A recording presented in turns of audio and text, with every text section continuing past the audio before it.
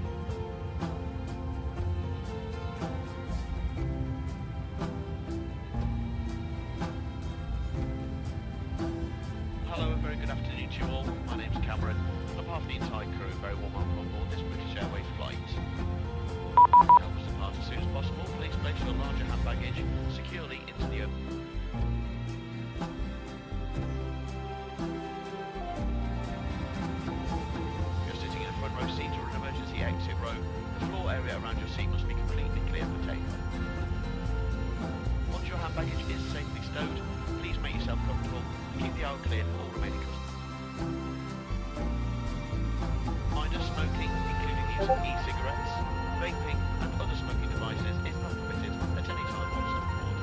This includes toilets which are fitted with smoke detectors. Once again, thank you and a very warm welcome on this British Airways flight.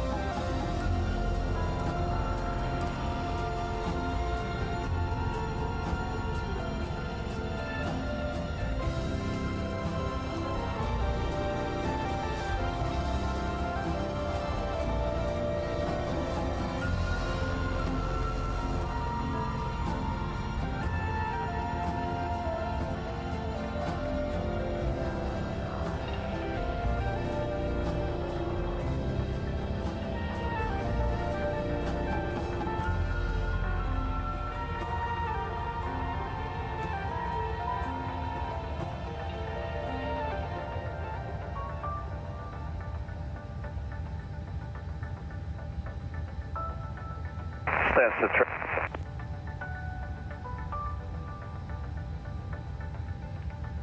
Tango Papa.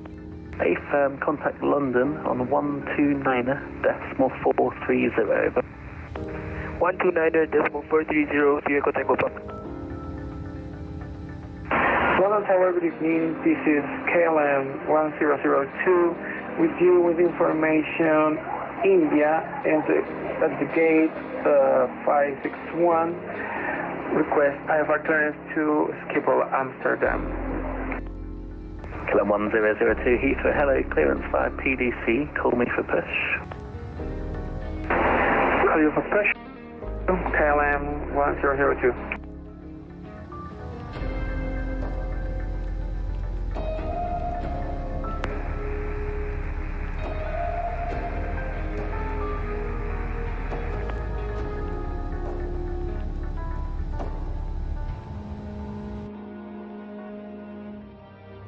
Scandinavian 35 November from November Bravo 2 Whiskey, 27F, clear for takeoff to wind 340 degrees at 5 knots.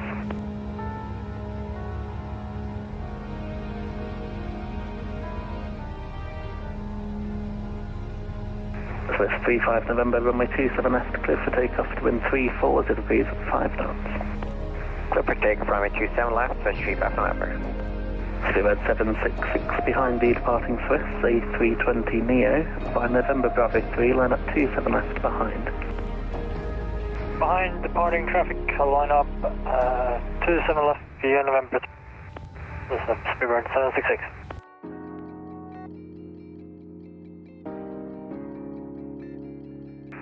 Heathrow Tower, good afternoon, United 921, spot 247 left, A321, ready for pushback. United 9021 Heathrow Tower, hello, stand 247 left, push and still approved, face south. Face south and push and still approved, United 921. Steerbird Concorde 188, welcome to Heathrow. Do you want Terminal 4 today? Closer. I think we'll just go with the usual Terminal 4, Speedbird Concorde 188. Concorde 188, roger, taxi left on Bravo, Echo, hold Echo 1, you can expect stand 420. 420 and left on Bravo and then hold short Echo, Speedbird Concorde 188.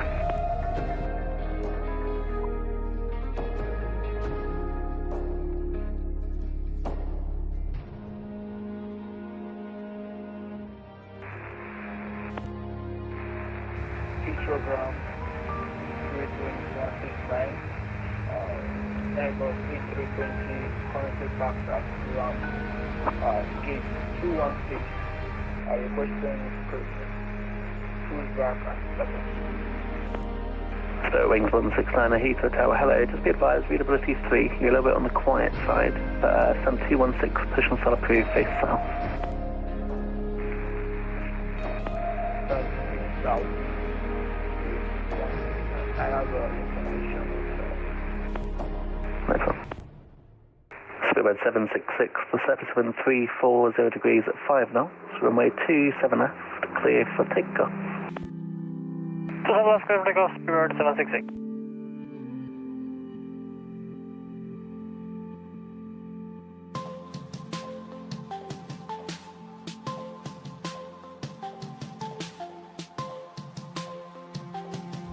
Swiss 35 November, contact London Control 129.430, bye-bye. 129.430, Swiss 35 November, bye. Boarding complete.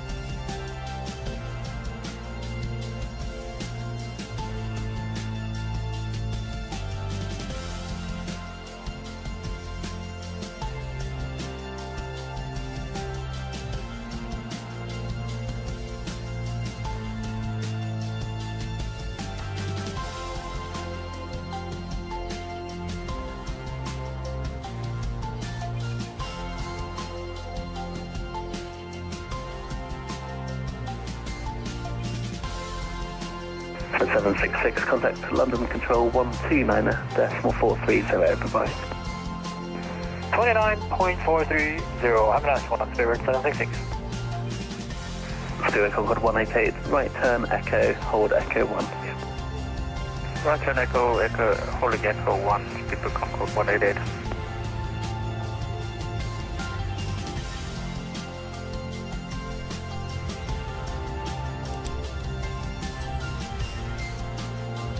Hello, Heathrow Speedbird 958 Mike, standard 522. I'm just a bit confused. You gave me a departure runway 090, is that correct? Yeah, Speedbird 958 Mike, I was just about to message you, that was my mistake. It was already on the system, I didn't correct it. It's going to be 27 left, it's Detling 2. Roger, cleared on the Detling 2 Golf departure 27 left, and the squawk code will be the same? Yeah, Ethan, thanks for checking. Roger, thank you very much. I just wanted to confirm. I thought there was a runway change, so I just wanted to make sure. Definitely, thanks.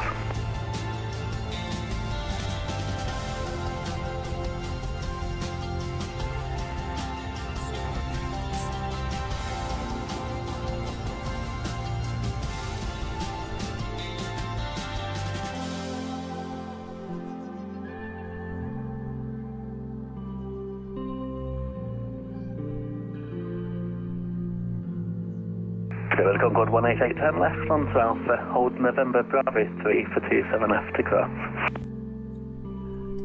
Left on Alpha and then holding short November Bravo 3 for the crossing, Spirit Concord 188.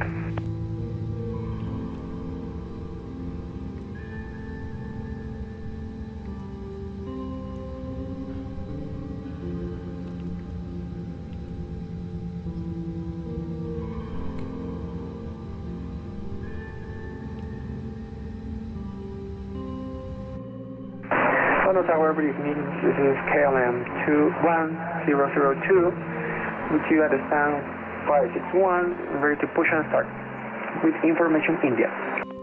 KLM 1002, Heathrow, hello, step 56, sunproof, face south.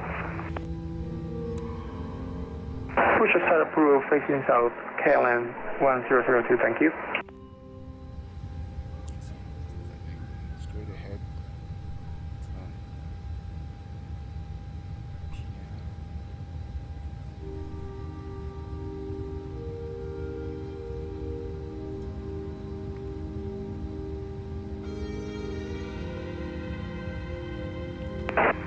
Well, just to check, I'm facing south, but I don't know if I can still depart from runway 27 left. Is that correct? KLM 1002. Move to the left to face south. Facing south, thank you. KLM 1002.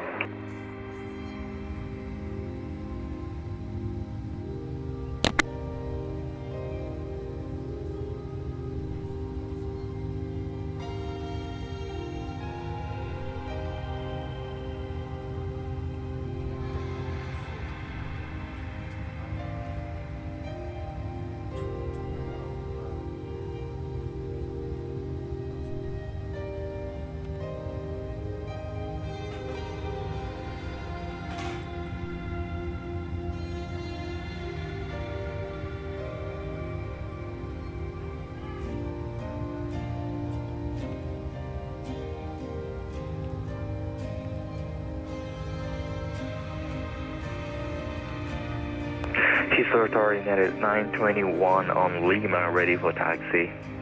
United 921, taxi Lima, left Bravo, link 28 to hold November Bravo 1 for 27 left. Taxi to runway 27 left by Lima Bravo and Bravo 1 for United 921.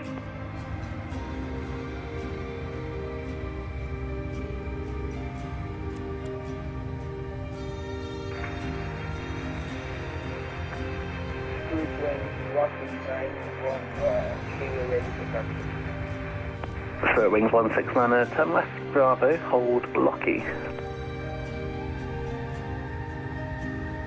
From left Bravo, hold Locky.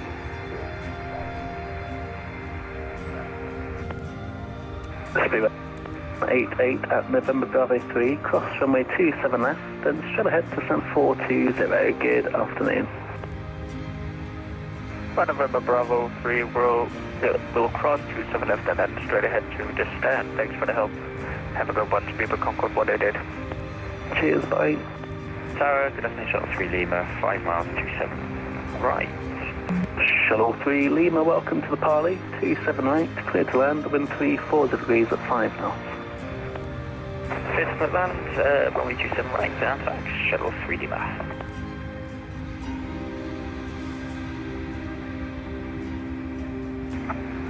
Just to be clear, please, 169, taxi, left, Bravo, hold short, Locky. So wings 169 at A firm, hold Locky, it's just short of Lima. Copy, please, down.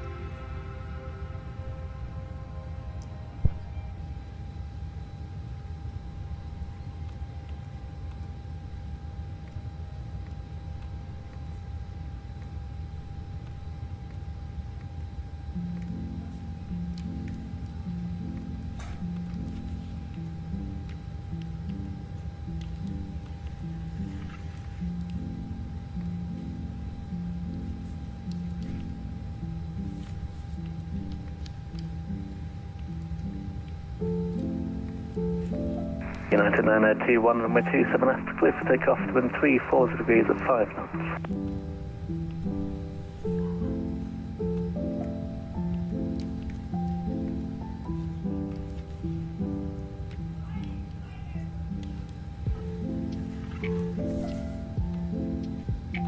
United 921, runway 27 left, clear for takeoff. So wings 169 at taxi straight 28, hold November Bravo 1. Taxi straight ahead, link 28, good shot at November 1. Shuttle 3 Lima, welcome to Heathrow right, Bravo, link 56, stand 503, good afternoon. Right, Bravo, link 564-503, Shuttle 3 Lima, thanks.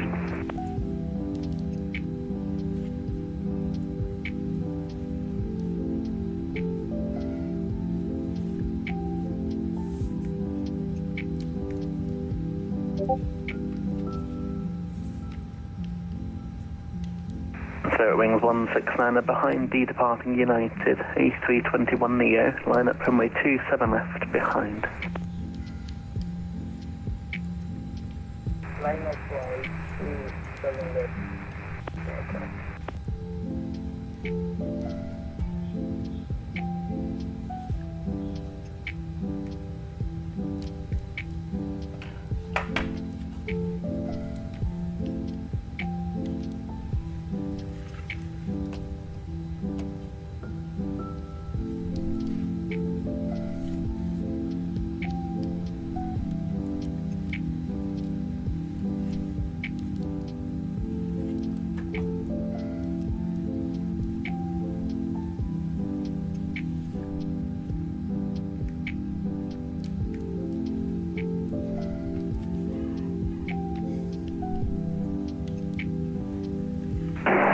Heathrow Tower, good evening.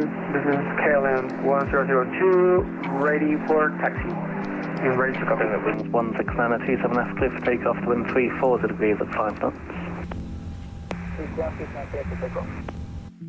1002, taxi Delta, left Alpha, hold November Bravo 3 for 27 left.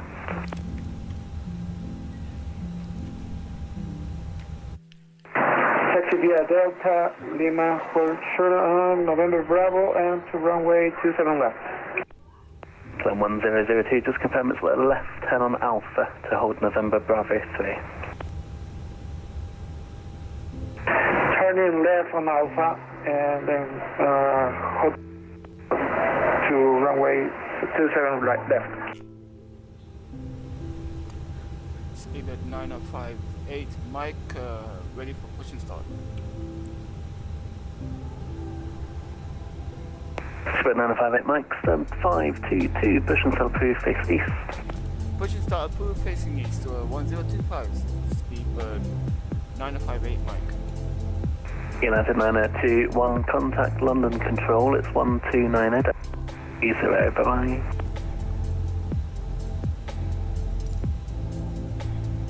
London Control on 129.430 for United 921. Have a great evening. You too.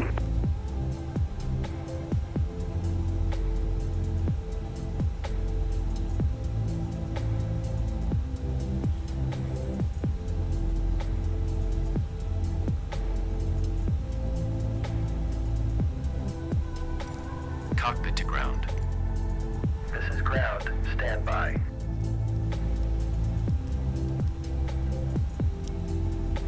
Heathrow Tower, very good evening to you. Citation 336 Mike Lima, radio check.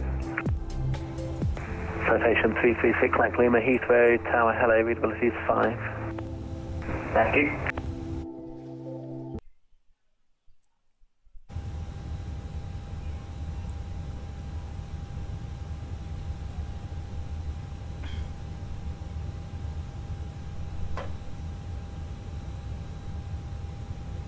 Okay, sir. The bypass pin is installed. All doors and hatches closed and all ground equipment is removed. We are cleared for start and push. Okay, cleared for push start. Please release parking brake. Parking brakes are Spirit Wings 169, contact 129.430, bye. 129, decimal 430, 169. Bye-bye.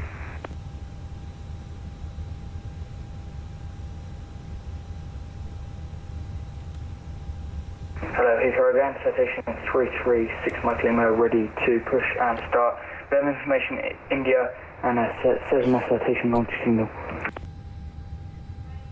November Mike Lima, Roger, face north. Push and start approved, face north. Citation 6 Mike Lima. Heathrow, no, speed 874 Bravo, stand 3101, PDC for ready push.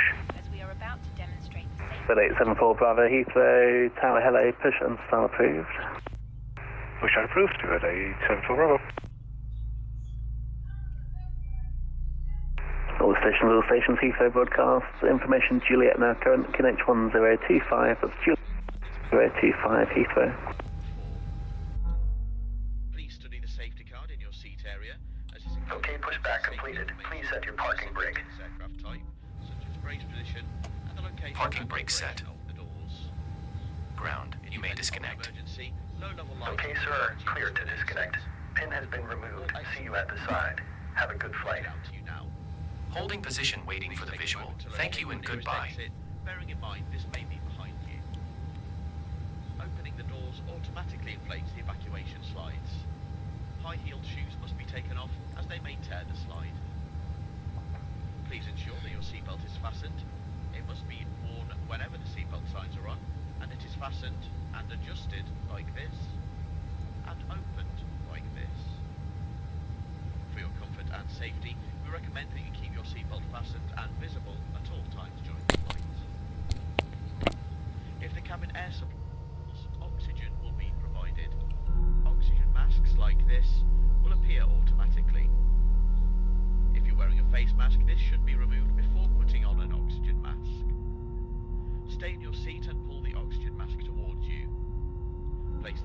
mask over your mouth and nose and breathe normally, adjusting the band to secure it. Please note that the bag may not inflate. You may need to pull a coloured streamer to release your mask. Your own mask is fitted before helping anyone else. Your life jacket is underneath or beside your seat. If required, remove the jacket from its container and pull it over your head. Pass the tapes around your waist and tie them securely in a double bow at the side.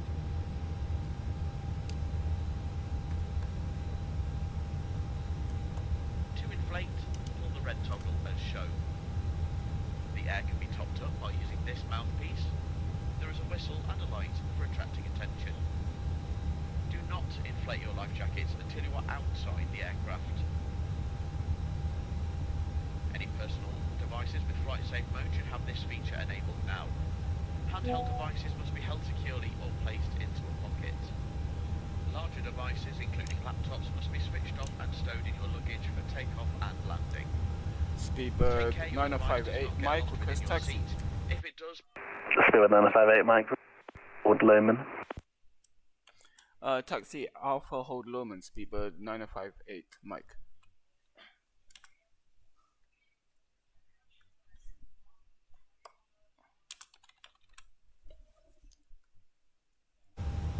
Carefully, as they may fall out and into someone. In the event of an evacuation, you must move quickly to the closest usable exit, taking nothing with you. Please now ensure that your seat is in the upright and take-off position with the armrest down and your tray table is folded away. Window blinds must now be in the open position in preparation for takeoff. Smoking, including e-cigarettes, vaping and the use of other smoking devices is not permitted at any time whilst on board. This includes the toilets which are fitted with smoke detectors. If you have any questions, please ask a member of your cabin crew. Thank you very much for your attention.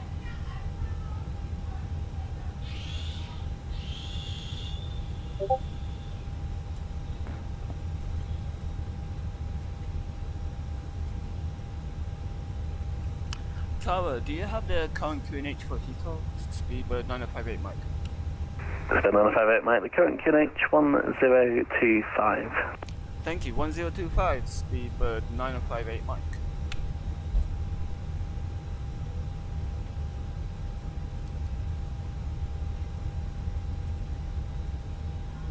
Speedbird 874 Bravo, please, taxi.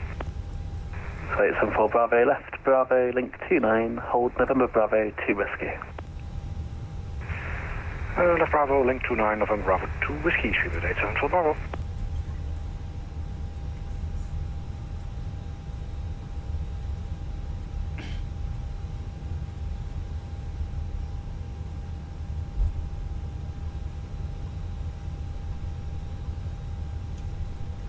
Cabin crew seats for takeoff.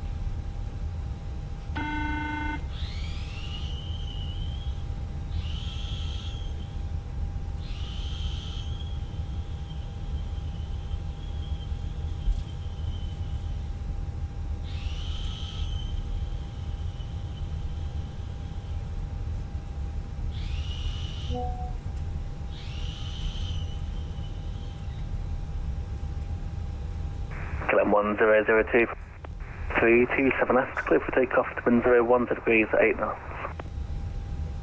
KLM 2002, clear to take off, runway 27 left. Thank you. One left, cabin secure for takeoff. Speedbird 9048, radio check. Speedbird 9048, Heathrow, hello, readability 5.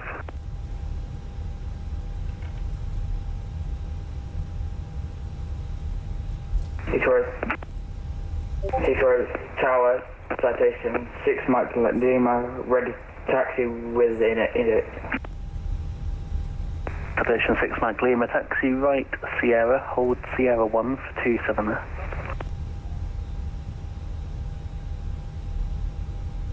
Taxi right Sierra and hold short Sierra 1, citation 6 Mike Lima. Here's hello, Shuttle 13 Charlie, ILS 27 right, half mile. Shuttle 13 Charlie, Heathrow Tower, hello, runway 27 right, clear to land, the wind 010 degrees at 8 knots. Land 27 right for 13 Charlie. Eurowings 4 Alpha Victor. No, Whiskey. Ready for first class 2. Ewing 5 Alpha Whiskey, just confirm you've got IFR clearance. Yeah, we got IFR clearance by the team. Ewing 5 Alpha Whiskey, Roger. In that case, just circle your squawk to 6466 and I'll call you back shortly. Squawk 6466, Eurowings 4 Alpha Victor. Whiskey.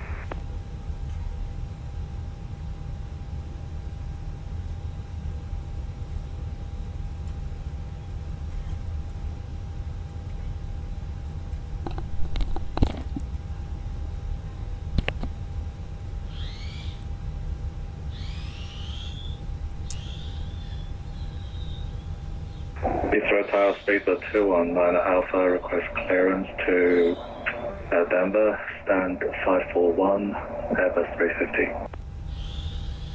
Stand by, break, Spirit 874 Bravo, via November Bravo 2 Whiskey, line up 27 left. Via November Bravo 2 Whiskey, line up on way 27 left, Speedbird 874 Bravo. Red 958 Mike, ignore the next broadcast. I say again, ignore the next broadcast. Break. All stations on the ground. Contact the ground. 121.9005. That's 121.9005.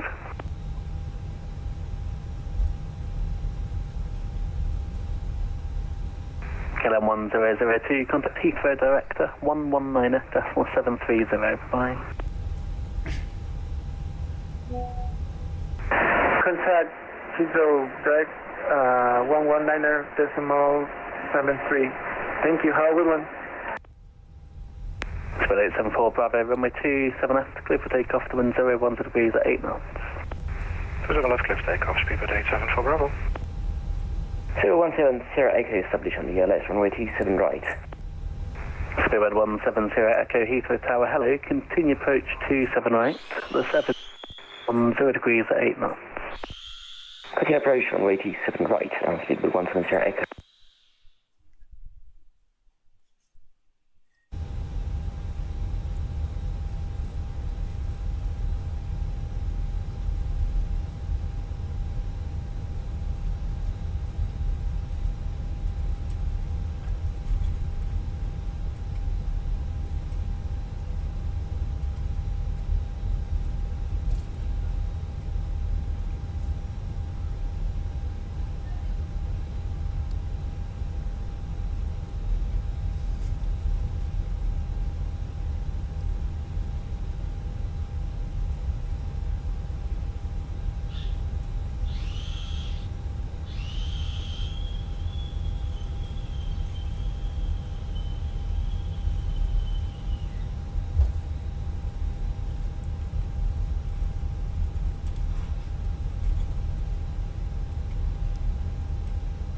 Spirit 874 Bravo, contact Heathrow Director 119.730. Bye-bye.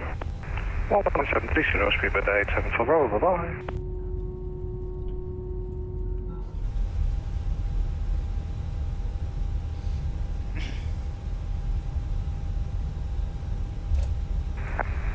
Anti-7 right vacated, shot 13 Charlie. So 13 Charlie, thank you. Right turn Alpha, ground 14705. Bye-bye. Right turn Alpha 121.705, shot 13 Charlie. Spirit 17 Sierra Echo 27 right, clear to land.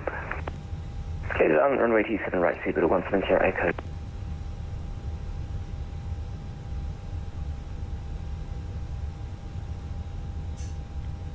Speedbird 958 Mike, currently holding at Loma. 958 Mike, Roger, hold 2 Echo for 27 left. Can I have that holding point again? You broke up there. 958 Mike, holding point November Bravo 2 Echo. Roger that, holding point November Bravo 2 Echo for 27 left, Speedbird 958 Mike.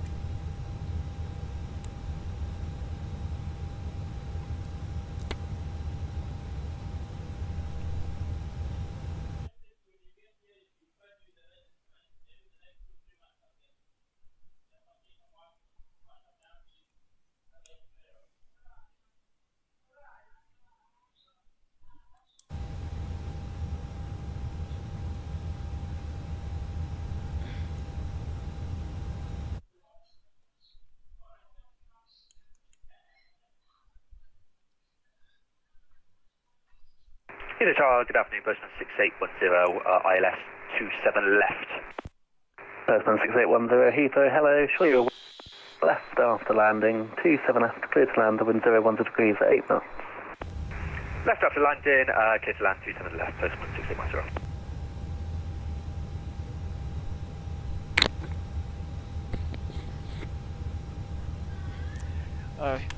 Heathrow Tower, I currently see November Bravo 2 Whiskey, but I can't seem to find... Oh, never mind, I found it. Disregard, speaker. 2908 Mike. 258 Mike.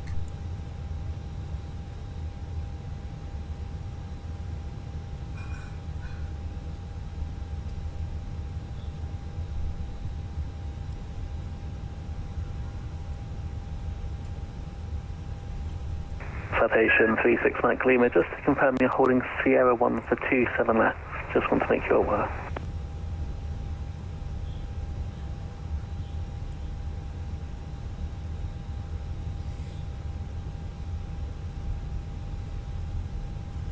Go around, seatbelt 170 Echo. So 170 Echo, roger.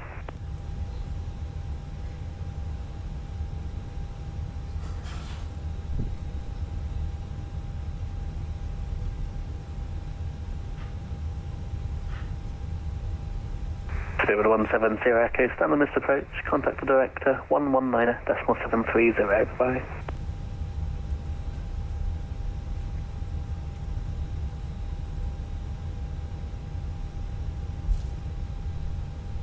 Spirit 17 Sierra Echo, stand with missed approach, contact the director 119.730, bye-bye. Stand on this approach and contact Heathrow directors and 119.730, speedbird 170 Echo. Victor Spirit 7, Christian Whiskey, Quebec, 27 right, 5.5 miles. Spirit 9 Whiskey, Quebec, Heathrow Tower, hello, 27 right, clear to land, the wind 010 degrees at 8 knots. Runway 27 right, clear to land, Spirit 9 Whiskey, Quebec. Spirit 958 Mike, line up runway 27 left. Line up permit runway 27 left, speedbird 9058 Mike.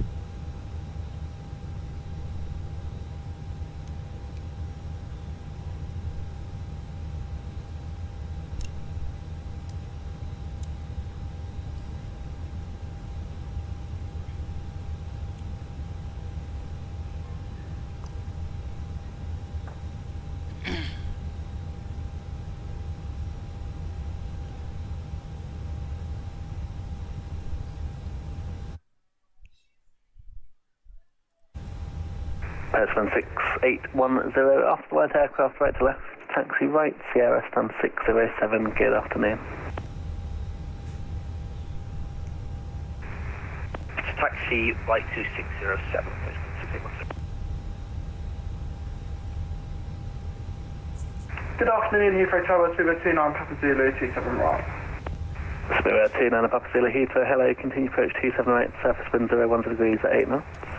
Continue, Spirit 29 Papa Zulu.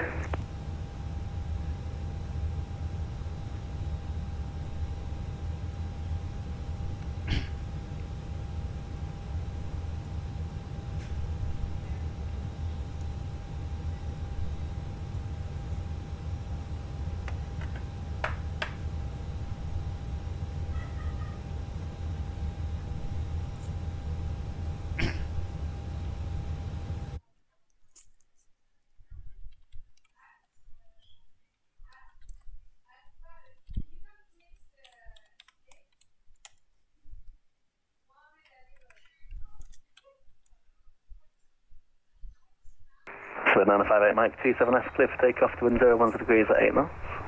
Clear to take off runway 27 left, speedbird 9058 Mike.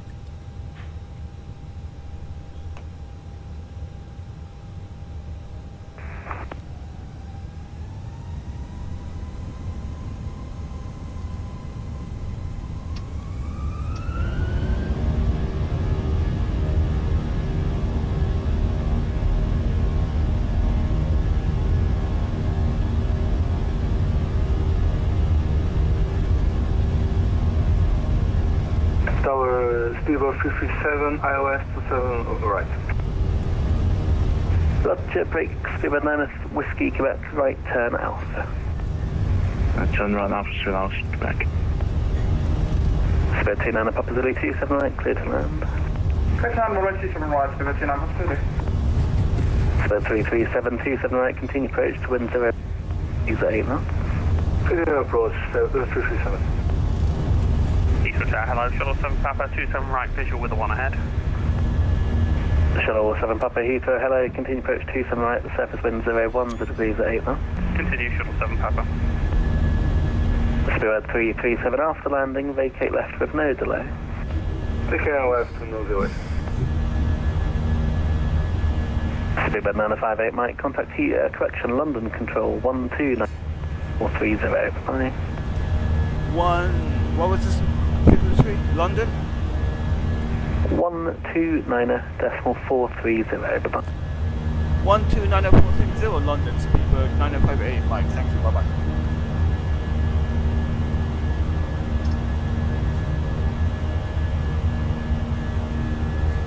Heathrow Tower, very good afternoon. Turkish 5 Quebec Alpha with you, descending to airflight at the glide path from Turkish 5 Alpha Quebec, Heathrow, hello, continue approach to wind 01 degrees at 8 knots. Continue approach. First Speedbird 337, active time. Negative, continue, break, Spirit 29 Papa Zulu, vacate left with no delay. Apologies, we had a All right, from there, for existing front manner. Hello, London Speedbird 9058 Mike, passing through 3,100 feet to 6,000 feet on the Detland to Gulf departure.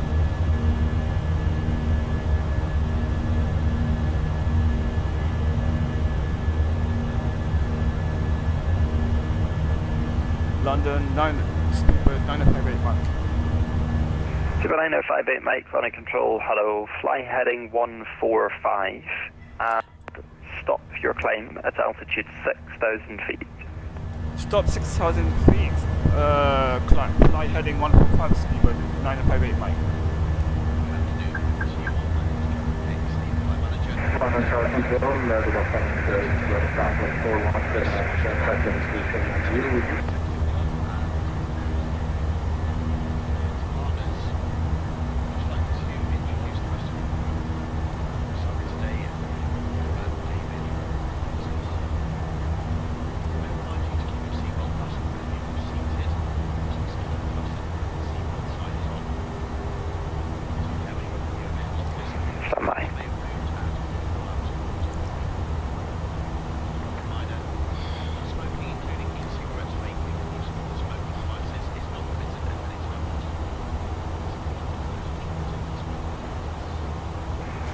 Sorry.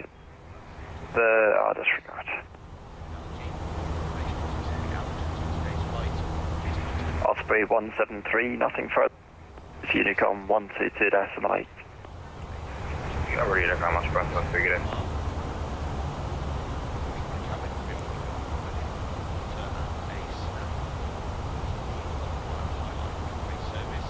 Longman Control, entering your airspace, Swiss 12 Mike, Juliet crossing 2,600 feet. Swiss 12 Mike Juliet, running control, hello, climb now to flight level 150. Climb to flight level 12 Mike Juliet. Speedbird 9058, climb now, flight level 110. Climb flight level 110, Speedbird 9058 Mike. Ryanair 546, there's nothing further for you. You do have traffic behind, so I recommend keeping the speed up. Honest Unicom 122.8. Ryanair 546, monitor Unicom on 122.8, thanks for yourself and have excellent day for them, bye bye. Speedbird 80, keep passing flight level 120 for 180. Super 80 Yankee, landing control, CLSO 1 hotel arrival for Heathrow. Descend flight level 180 to be level by EDDM.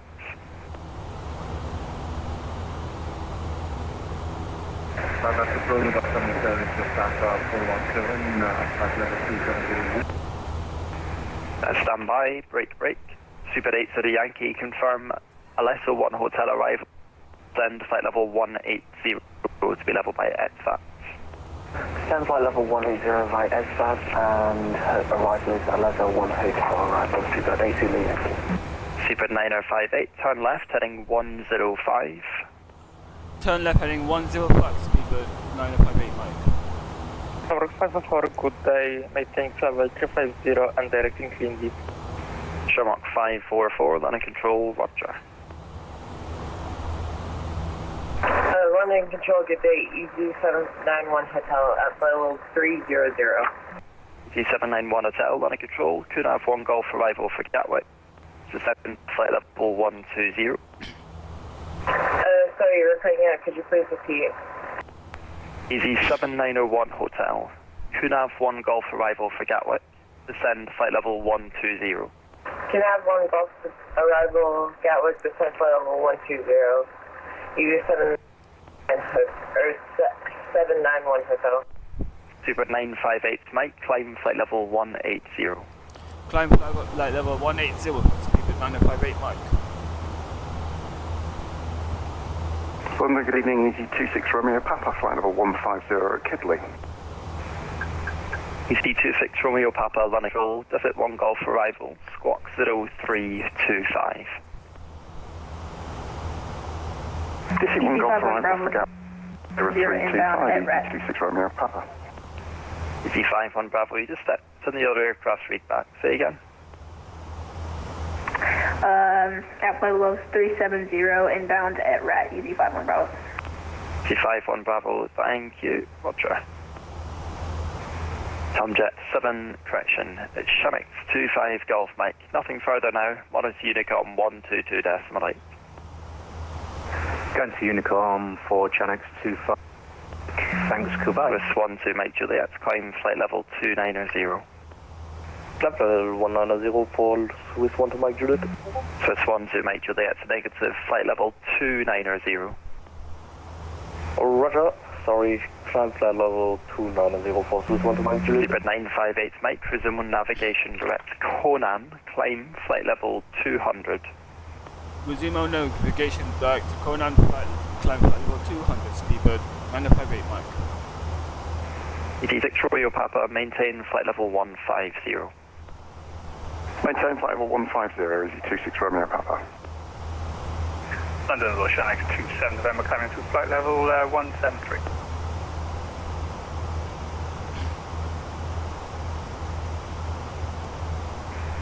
Shanghai 27 November, landing control, squawk 7201. 7201, Shanghai 27 November.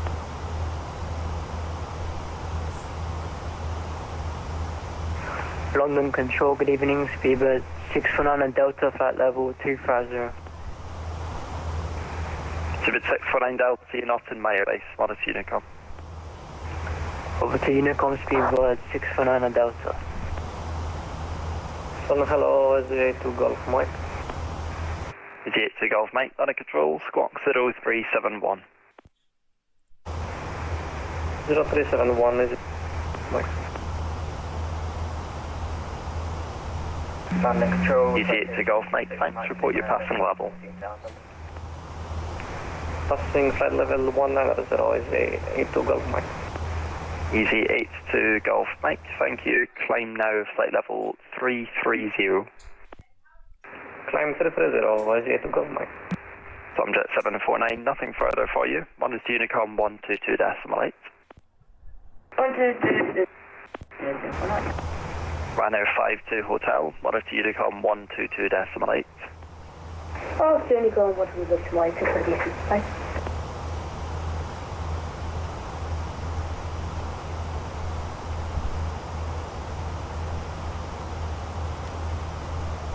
London Control, citation 6 Mike Lima, level at 14,000. Not in my sector, monitor Unicom. Over to Unicom, citation. Bye-bye. London Control, getting to EZ92 Mike Whiskey 50360, Destin Sandy. EZ92 Mike Whiskey, London Control, hello, the Airbus 1 Mike arrival from Manchester. Airbus 1 Mike 92 Mike Whiskey. Super 9058 Mike, climb flight level 290. Climb flight level 290, Speedbird 9058 Mike. In fact, Super 958 Mike, climb flight level 350. Climb flight level 350, speedbird 9058 Mike. Shamrock 544, you can actually monitor Unicom 122.8, bye-bye. Shamrock 144, monitor Unicom 122.8, bye and have a nice day. See ya.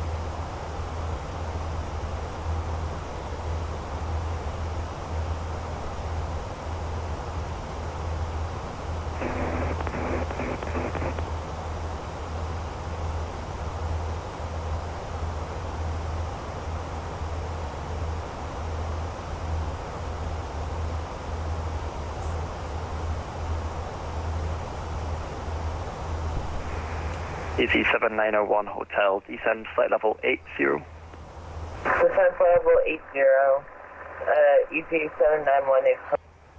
EZ26 Romeo Papa, descend flight level 80. Descend flight level 80, EZ26 Romeo Papa. Super 8 to the Yankee, descend flight level 10. Descend flight level 10, speedbird 80. Correction, Super 8 to the Yankee, confirm that's flight level 120. 120, flight level speedbird 80. EZ92 Mike Whiskey, report your Mach number. We're doing 0.81, EZ92 Mike Whiskey. EZ92 Mike Whiskey, roger, fly Mach decimal 78 or less. 78 or less, 90 Mike Whiskey.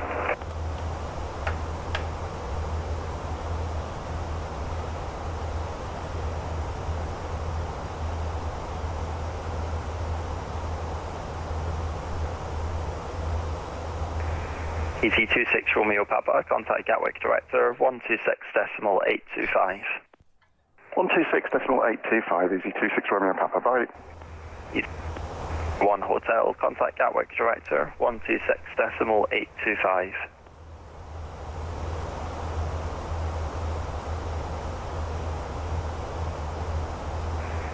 EZ7901 Hotel, contact Gatwick Director 126.825.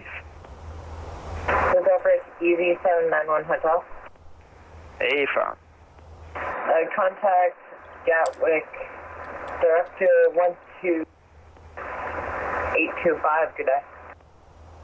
Loading control, good afternoon. Speedbird 718 on the Jetland 2 Golf. 3,900 climbing 6,000. Super 718, running control, roger. Break, Qatari 85 Golf, London.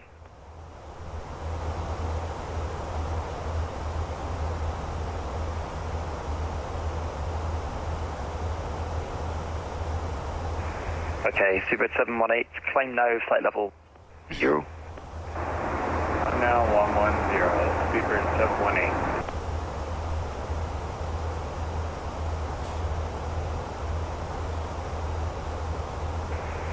Speedbird 718, fly heading 090 degrees. Heading 090 degrees, Speedbird 718. Speedbird 8 to the Yankee, continue present heading. Continue present heading, speedbird 8 to the Yankee.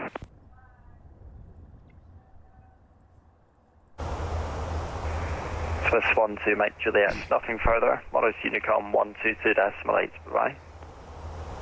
122.8 for Swiss 12 Mike Juliet, thank you for the service, was great, bye bye. Yeah.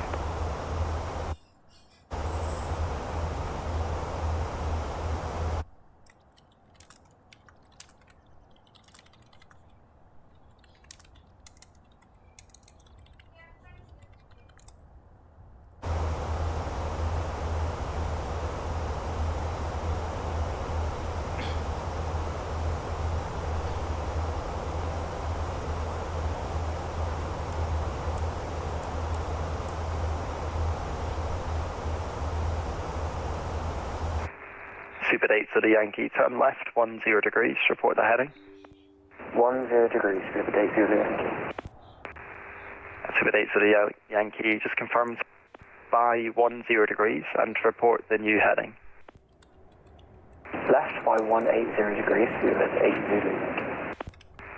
No, Super 8 to the Yankee, it was 10 degrees, and I need you to report what heading that will give you. London, Qatar 85 Golf, good day, flight level 3, correction 430. Sorry, 85 Golf, running control, hello, route direct Welland, and report your Mach number.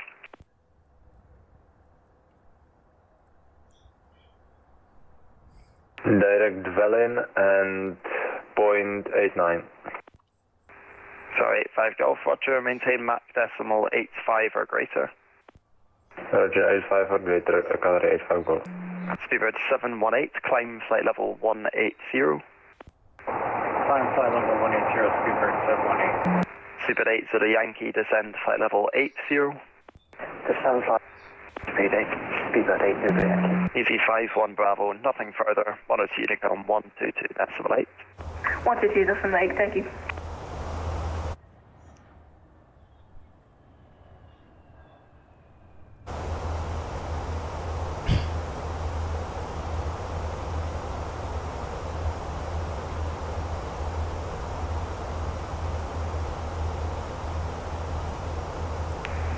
Super 8 to the Yankee, you seem to be turning right.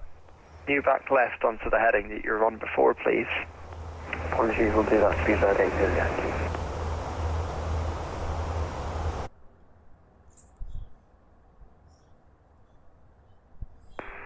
Super 8 to the Yankee, you're now separated against the other traffic, but in future I do need you to maintain the heading, because it's normally for a reason.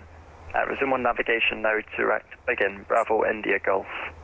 Direct begin, Speedbird 8 to the Yankee. Super 8 to the Yankee, contact Heathrow direct, decimal 730, bye-bye. Contact Heathrow direct, 119.730, Speedbird 8 to the Yankee. Super 718, resume on navigation, direct Coxie, Kilo Oscar Kilo, climb flight level 290.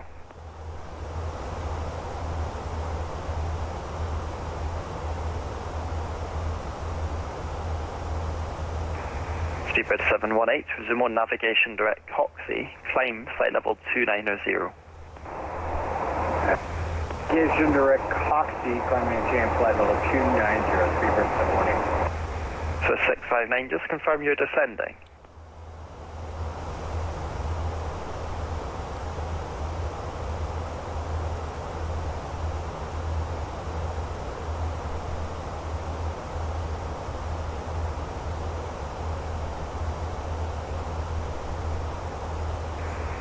Sorry, 85 Golf, report ready for descent. It's the Airbus 1 Mike arrival for man. Sorry, say again, arrival? Airbus 1 Mike. Yes, Airbus my Mike, Roger, report ready, Qatar 85 Golf.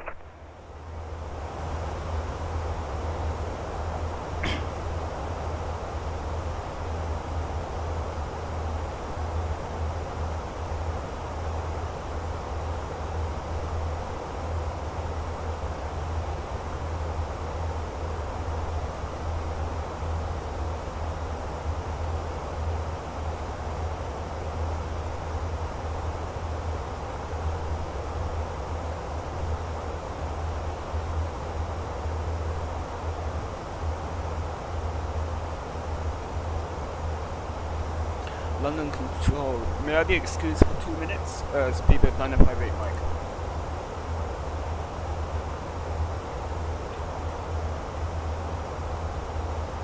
Evening, Easy 36 Mike Tango, flight level 130 to flight level 170 inbound, Degi, CBDLC. Sorry, standby 1. Right, Super 958 Mike, 102 Unicorn 122. Late. 122.8, thank you for your services, that was great. Speedbird 958 Mike, bye bye. See ya. Easy 36 Mike Tango, squawk 1456. Squawking 1456, 36 Mike Tango. Control, good afternoon, Easy 87 Charlie Mike, level 210. Easy 87 Charlie Mike.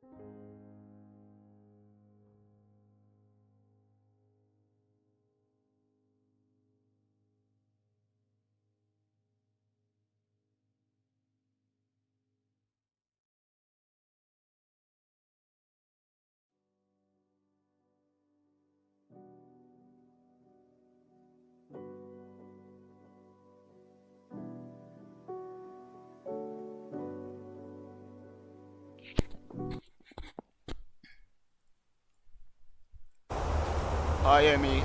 I don't know if you can hear me over the sound. Let me know if you can. I can explain.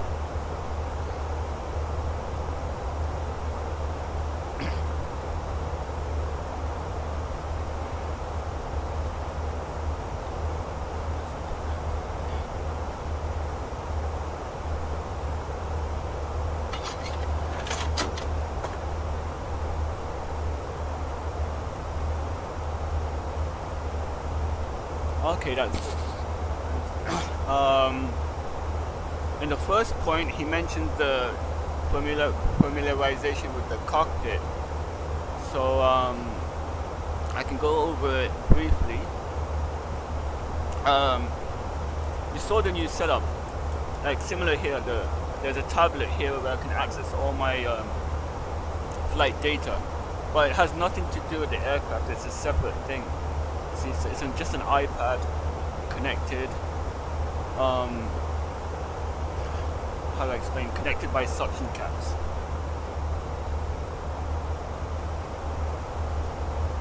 It's connected on a mount like this, but it's not part of the aircraft.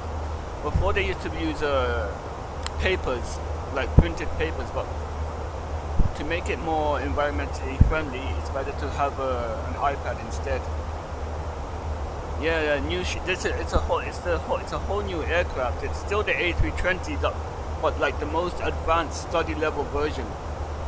And I prefer it than the others because it feels like, I can't explain it, but it feels like it mimics the real thing more than the other two. So I much prefer it. But this one is actually the A320 CEO. The other one was an A320 Neo. But anyway, let me start. Like, this is the electronic flight bag, which replaces the paper charts and all. Here we got the primary flight display. We got the speed on the left. The thing is, we're not actually doing 250 knots. I'll zoom in more. Because the higher you get, the less air that is going into the sensor on the outside, because you know there's less air pressure on the outside, so we're not actually doing 250 knots. I will show you the actual speed we're going in a bit. This one is called the artificial horizon, or the altitude indicator, and we're about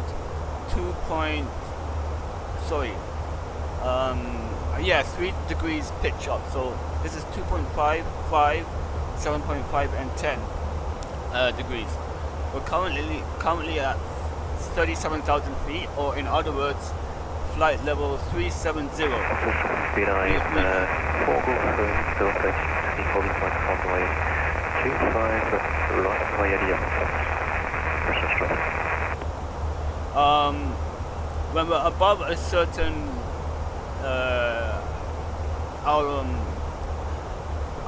altitude, we program the standard pressure. I think he would teach you the standard pressure. This to push it would be the local pressure. Pull is the standard pressure is currently 1013. The pressure at Heathrow was 1025, and that's a high pressure. And when we get above 6,000 feet, we tune in the standard pressure of 1013, and then we change the feet into flight level. So when we're talking in feet, we're talking in local pressure. When we're talking in flight level, we're talking in standard pressure. The next one is the vertical speed, so the speed at which the aircraft is climbing and descending. So 1 means 1,000 feet per minute, and then -1 is minus 1,000 feet per minute. Here is the navigation display. The aircraft is currently following this route. We've got the aircraft here, and then this ring means 10 nautical miles, and then 20 and so forth. Now the actual speed is here. The speed, I don't know if you can read it. It says 449 to 450 knots. But then when we add the wind into it, we're getting about like 5 knot cross to headwind. which give us a ground speed of 445. So if we're doing, for example, if we're doing 450 knots true airspeed and we get a 50 knot tailwind, this would say 500. If we get a headwind, this will go down to 400. So our actual speed is 445, not the 251 knots. We will use this when we're near the airport, but on cruise we're following this speed, which is 445 knots. Here is the waypoint where the next waypoint we're going to, Sierra Papa India, which is here. It's 4 nautical miles out, which is here. So 10 here, and this is the time we're arriving. This is 5:02 UTC time.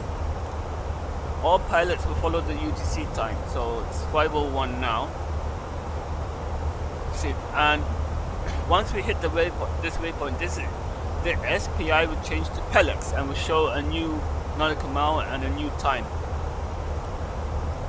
This is the the pressure panel. These buttons control like the different navigations. Mostly we leave it in arc most of the time. Plan is when you're doing it on the ground to plan your route, but mostly we'll leave it in arc.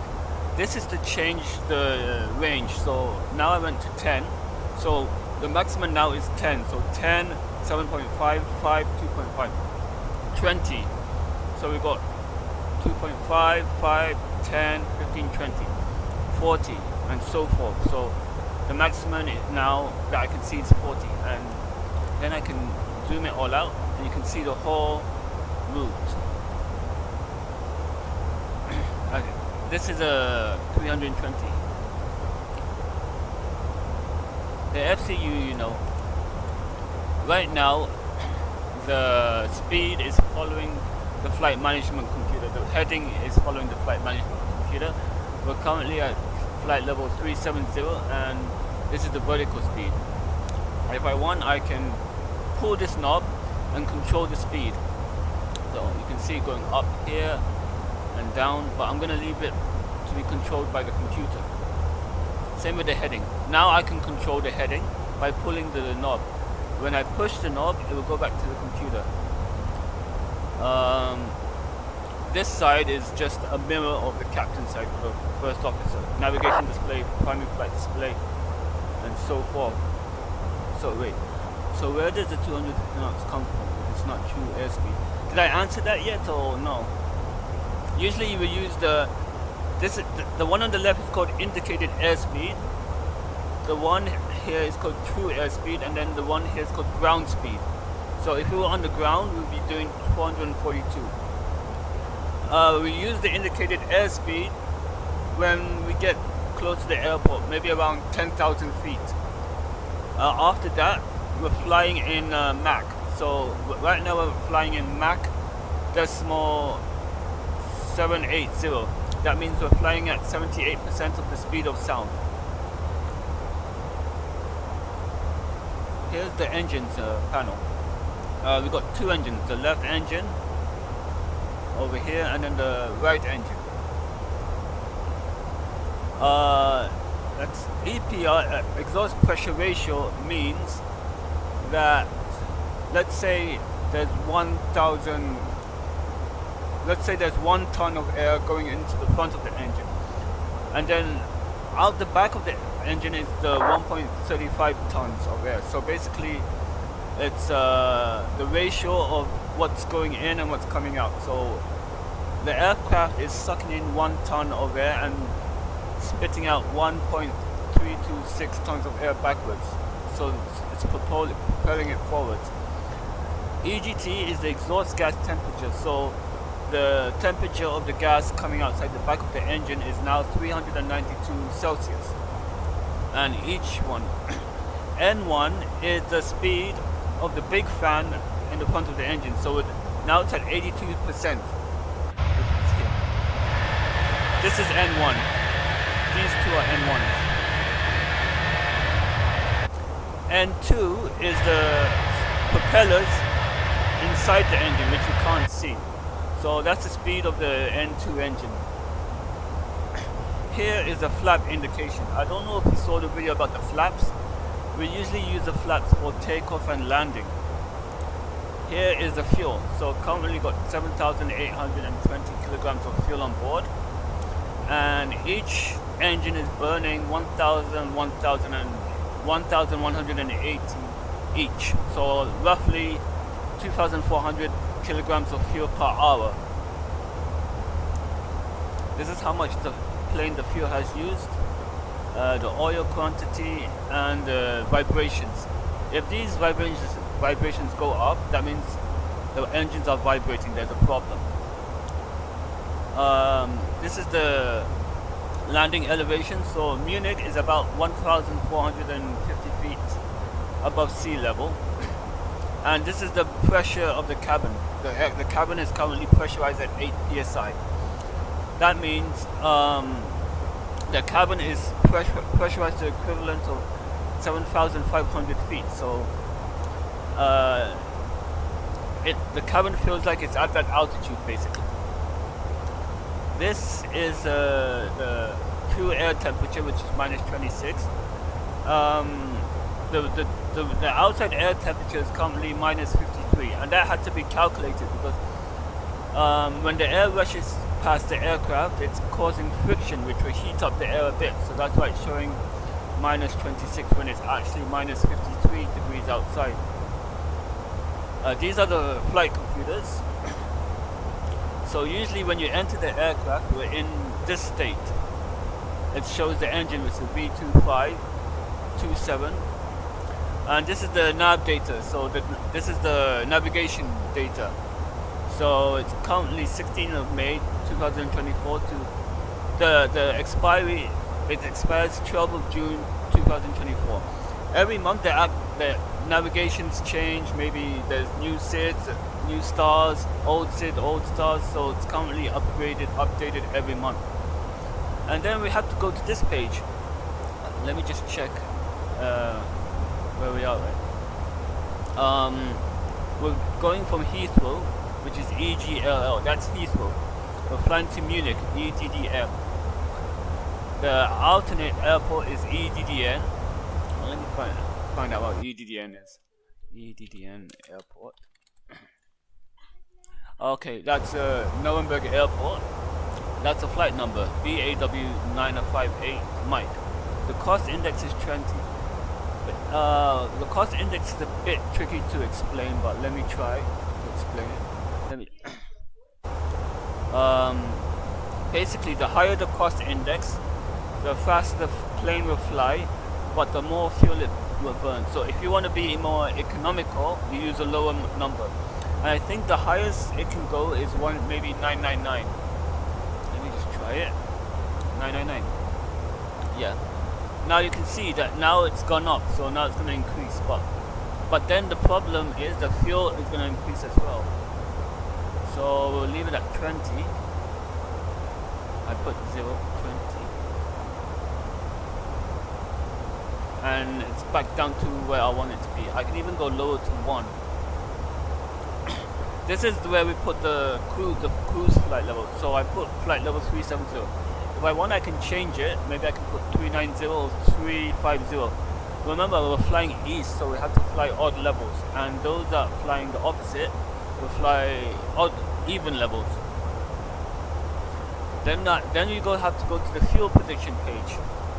We will have to add the zero fuel rate, the fuel on board, etc. After we go to the flight plan page. Right now I can't show you Heathrow because we're already passed far from Heathrow. Every time we fly to a new waypoint, the previous waypoint gets deleted. So we will fly. This was our previous waypoint, Matuk. We're currently flying to Novom, which is here, Novom. It's currently 56 nautical miles out. That's why you can't see it here, because you can only see a maximum distance of 40 nautical miles. And the time shows that we're going to arrive at 1717, which is we're going to arrive at that waypoint in 7 minutes.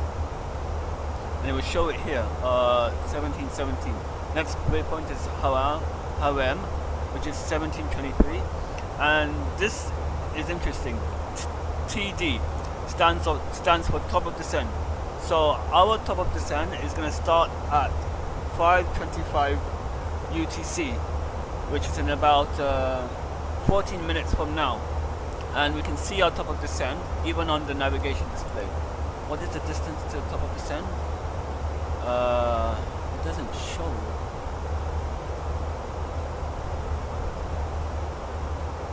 Could it be on the next? No. It doesn't show the distance on this.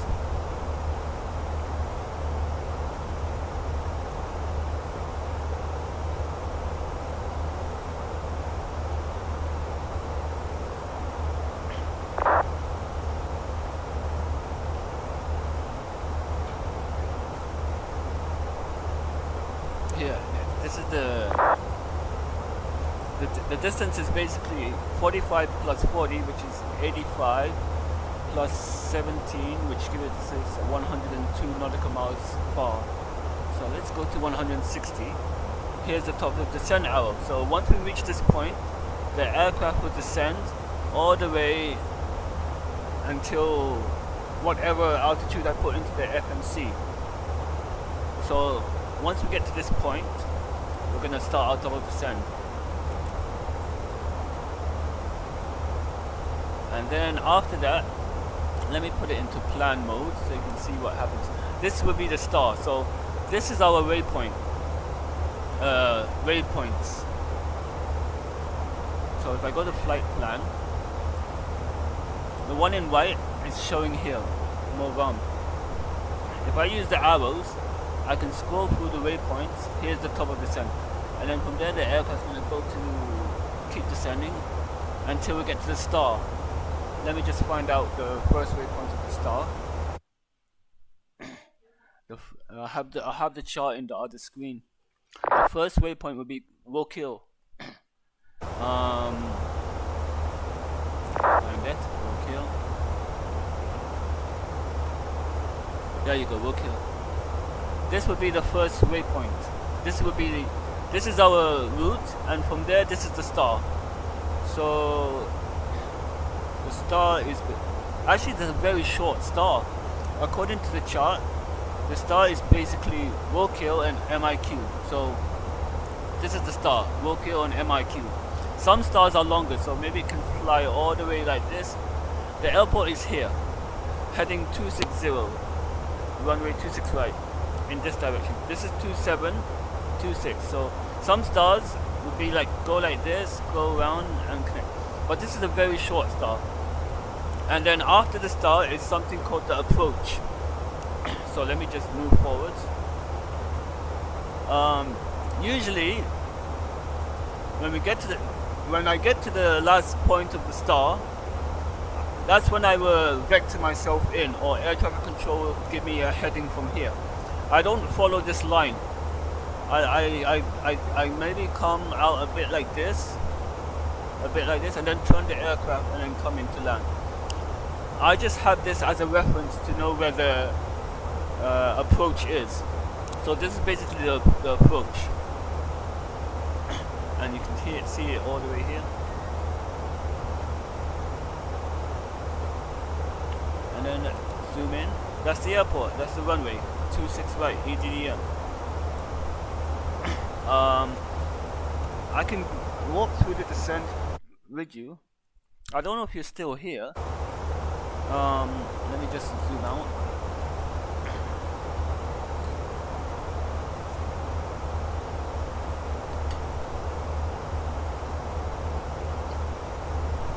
And then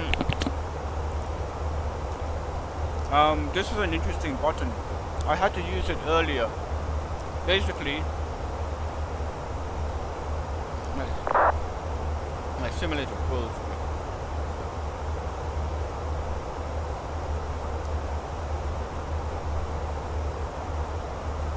Why is it frozen?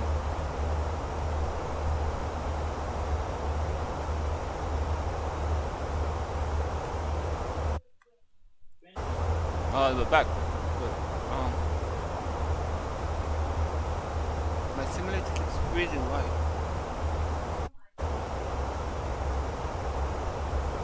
Anyway, okay, this button, let's go back to the airport. Not the airport, the current leg. This button is interesting. It's called the direct button. Sometimes air traffic control would want us to skip some waypoints and head direct to another waypoint. So let's say I want to go straight to the start. I can press direct, click the waypoint. What's the star waypoint? Rokill. Now look what happens. It will draw another line, a new line, dash yellow line. Now it's still currently following the current waypoint because I haven't executed the command yet. But this is going to be the new waypoint, this dash line.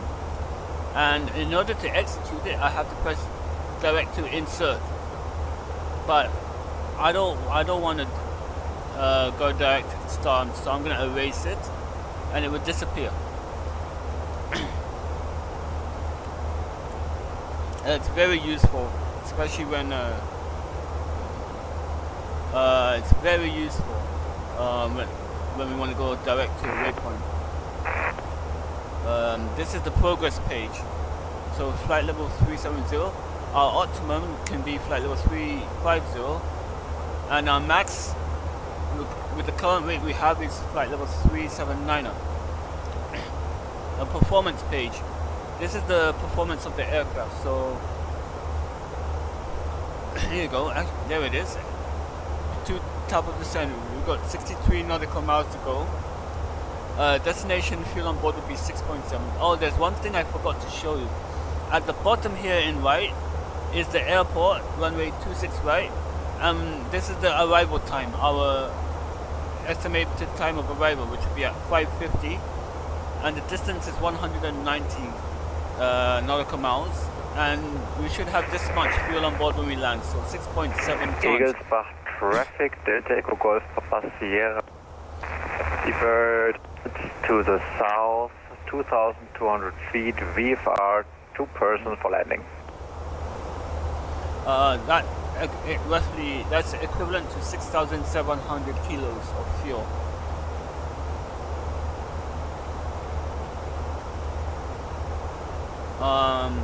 Let's go back to the performance page. So before we had the climb phase and the takeoff page. Now the next phase will be the descent page. So it's going to tell us the distance. We can expedite if we want, and we're going to go in manage mode. Next page is the approach. This page I will have to fill out. Eaglesbach traffic, Delta Echo Golf Papa Sierra, 2 minutes outbound kilo for landing runway 26.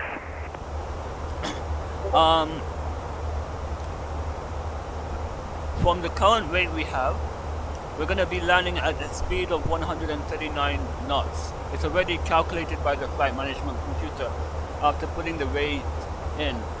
Now, because we're near the top of the descent, it's now giving me a message to enter the destination data. So we need to enter the local QNH, the local temperature, the wind, etc. So let me just go and open the meter. Wait, EDDM meter.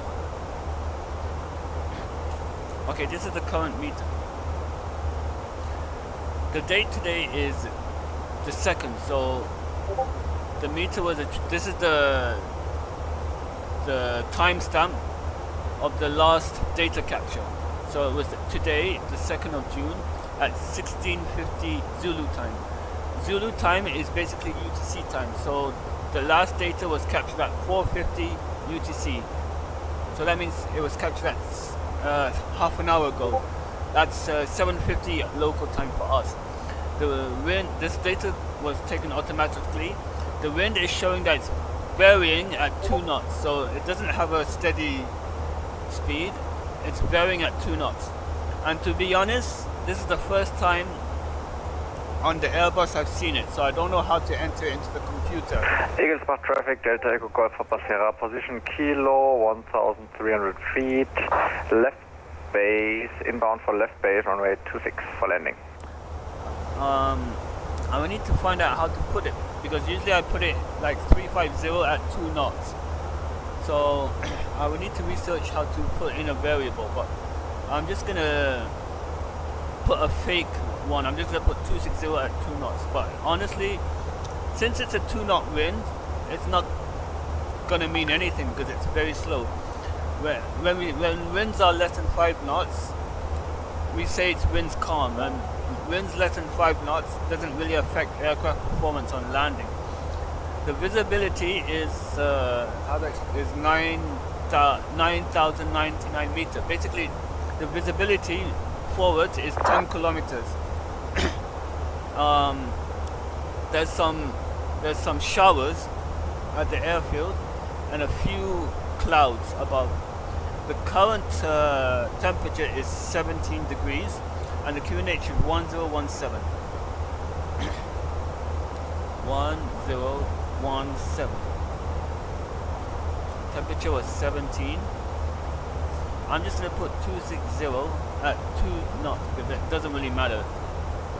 And I'm gonna check the charts for the radio altimeter.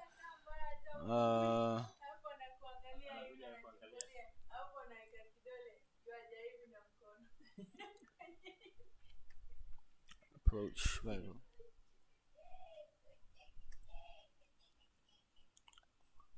You can put anything in the radio section, but usually I like to take the number from the charts. It's more realistic. So the radio is 104. Yep, 104. I'm going to take it from there. 104. 104.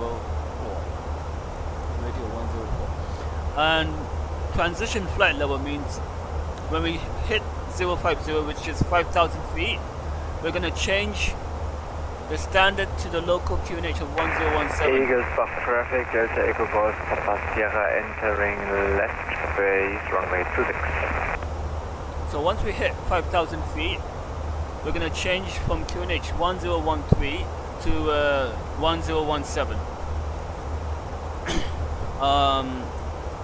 These are our flap speeds. So when I hit 145 knots, I'm going to select flaps 1 over here. I'm not going to use my mouse. I usually select it from my throttles. I have a physical flap lever, and also I got a physical speed brake lever as well. Engine switches are physical as well.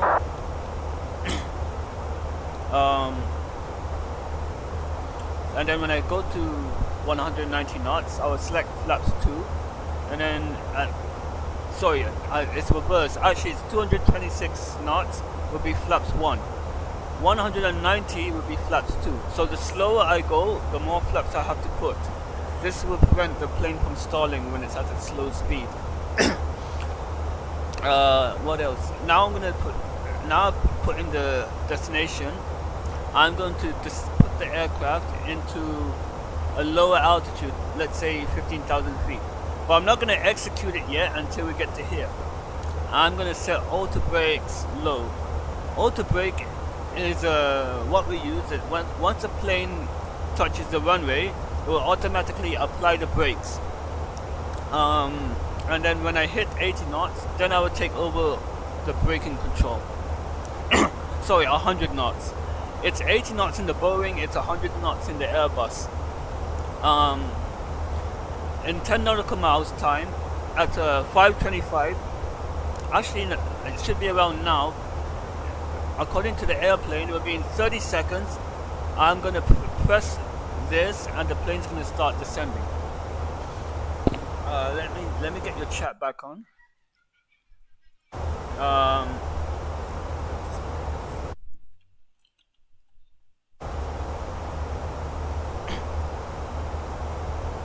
I want to show you something really nice about this aircraft.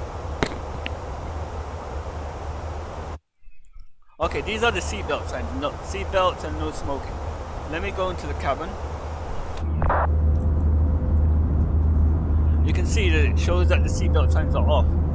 Now, it's the first time I've seen it in the simulator. when I turn on the seatbelt signs, it shows that the seatbelt signs are on, and it will also reflect it here. Seatbelt signs. I will leave it off for now. Usually I will put it on later. What else? You got the radios here, so I tune in the radio to tune in the air traffic control. Also here, these are the engine switches and for engine 1 and 2.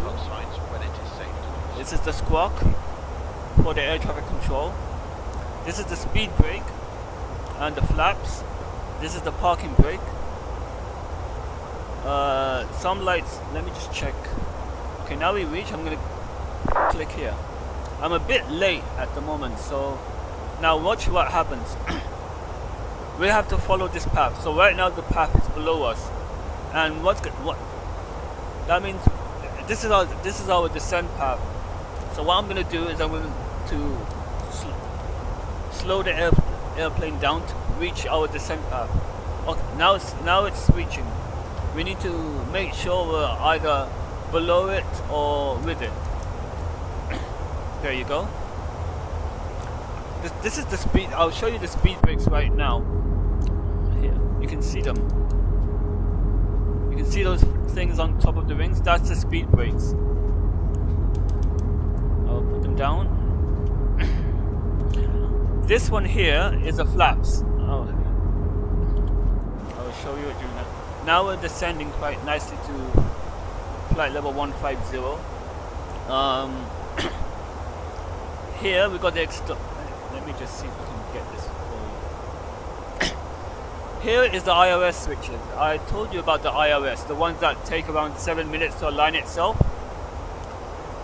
These switches are for the flight controls. So I don't know if you know that Airbus doesn't use a conventional system, like it's the side stick is not connected directly to the flight controls. It's connected to a computer, and then the computer will control the wings or the elevators for us, and we can shut them off through here. Here is the evacuation panel. We use it during the evacuation. Here are the GPWS callouts. So when the plane is landing, it will go 50, 40, 30. So this panel controls it. This panel controls the flight data recorder. This is the oxygen panel when for the oxygen masks. And this panel is to call the cabin crew, the cockpit. This is the captain's wiper on the left, and this is the first officer's wiper on the right. These are the fire switches. So if there's any fire, see, we can test it. This is the test. We usually do this on the ground to test if the fire system is working. Yeah, exactly. You know about the fly-by-wire system, correct? It's really interesting. This is the hydraulic panel. Basically, the aircraft wings are too heavy to turn it. So, with the help of the hydraulics, it makes it easier for us to turn the aircraft wings. I don't know if you drive, but in the car, if you notice, when you switch off the engines, the steering wheel is really hard to turn. But once you switch on the engine, you can easily turn the steering wheel. I don't want to go into details because it's going to be too much information about each individual switches. This is the fuel panel. So we've got the left fuel tank, the center fuel tank, and the right fuel tank. This is the electrical panel. So we've got the generator 1, which is connected to engine 1, generator 2, which is connected to engine 2, and we got the APU generator and the external power. We've got the batteries 1 and 2. This is the air conditioning panel. So this is to control the packs, pressurization, air conditioning kit, and this is to control the temperature. Engine, the bleeds, remember you said there's the APU bleed, you saw it once? That is now off because the APU is off. So right now we're using engine 1 bleed and engine 2 bleed. Basically the engines are sucking in air, pressurizing it to supply us oxygen in the cabin as well as air conditioning. These are our anti-ice switches. This is for the cabin pressurization. So right now it's currently selecting auto, but I can select it manually and descend or increase the cabin, whatever I want. Again, exterior lights. So we've got the strobes on, beacon light on, and the logo lights are on. Everything here is off. This is the APU start panel. So I can press the master, turn on the APU, wait 3 seconds, and then start it from here. But I don't need to start it right now. These are the seatbelt signs and emergency exit lights. So whenever the aircraft is out of power, the floor lightings will eliminate from here. This is a third radio. More flight control switches, cargo valve ventilation, and the cargo smoke fire. And in case there's a problem with the engines, I can start them manually.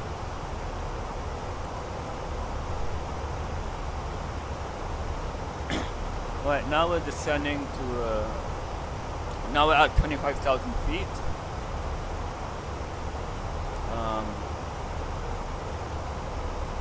Well, this aircraft has two autopilots, autopilot 1 and autopilot 2, for redundancy.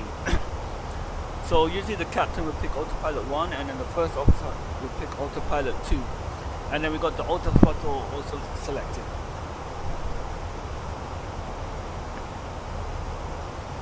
I'm actually a bit nervous landing today because I'm using the new screen, so it's going to feel much different. So I really hope I can do well. This lever right here is the landing gear.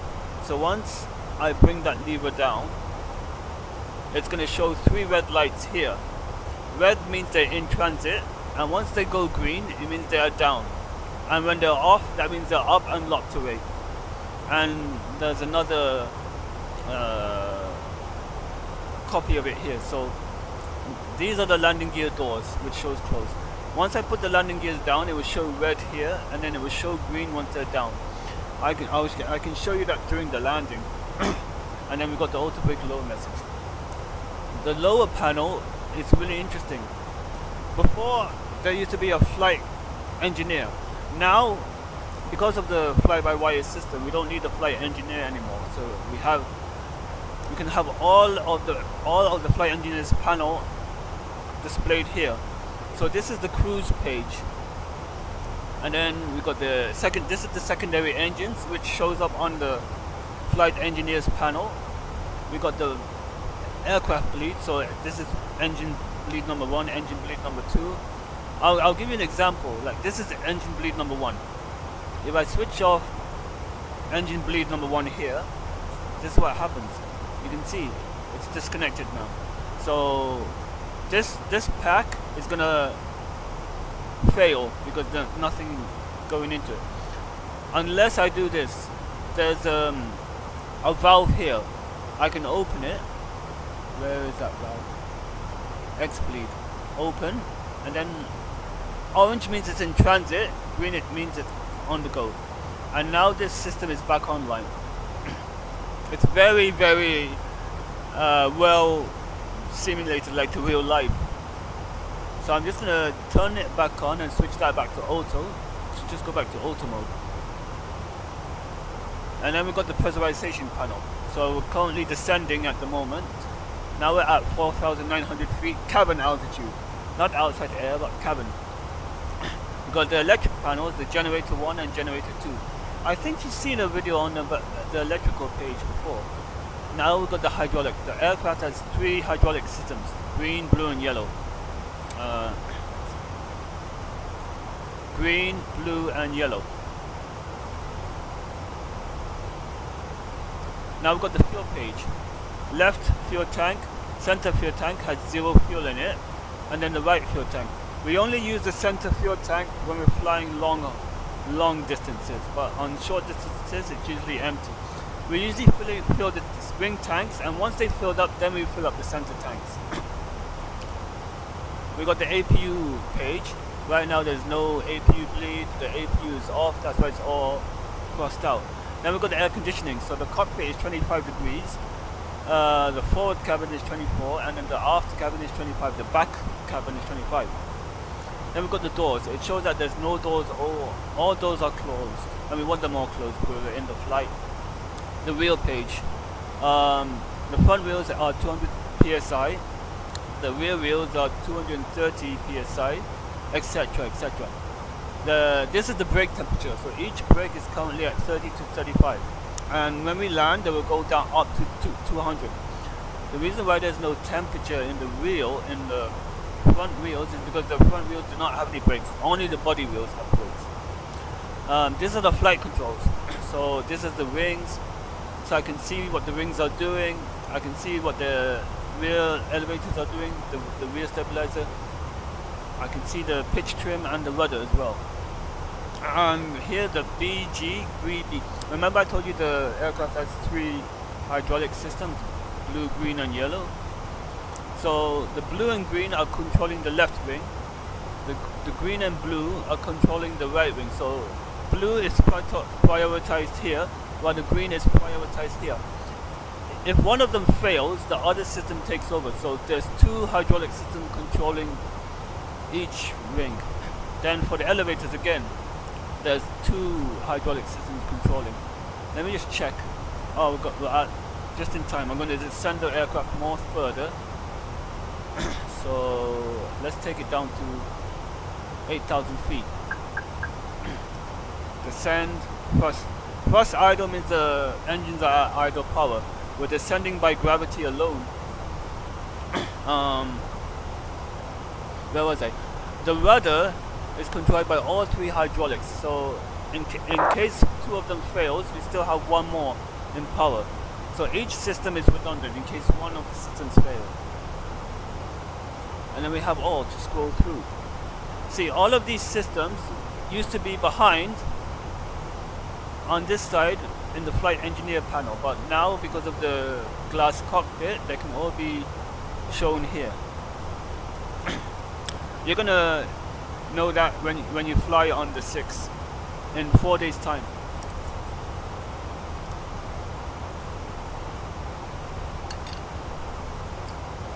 Turn on the seatbelt fans. There we are. Now we just entered the star. Standard arrival. Standard arrival. Flight level 130 at 280 knots. So once we get to MIQ, Mike India Quebec, I'm gonna take over the aircraft.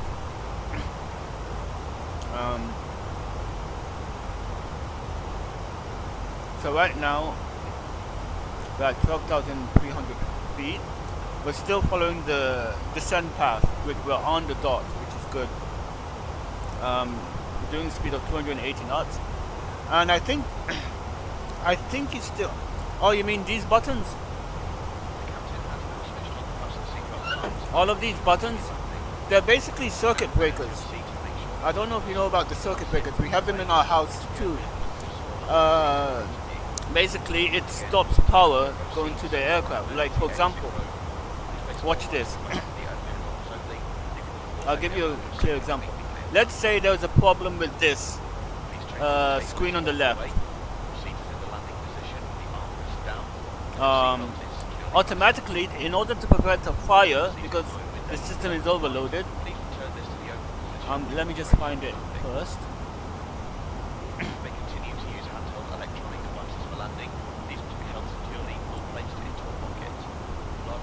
Here you go, up there.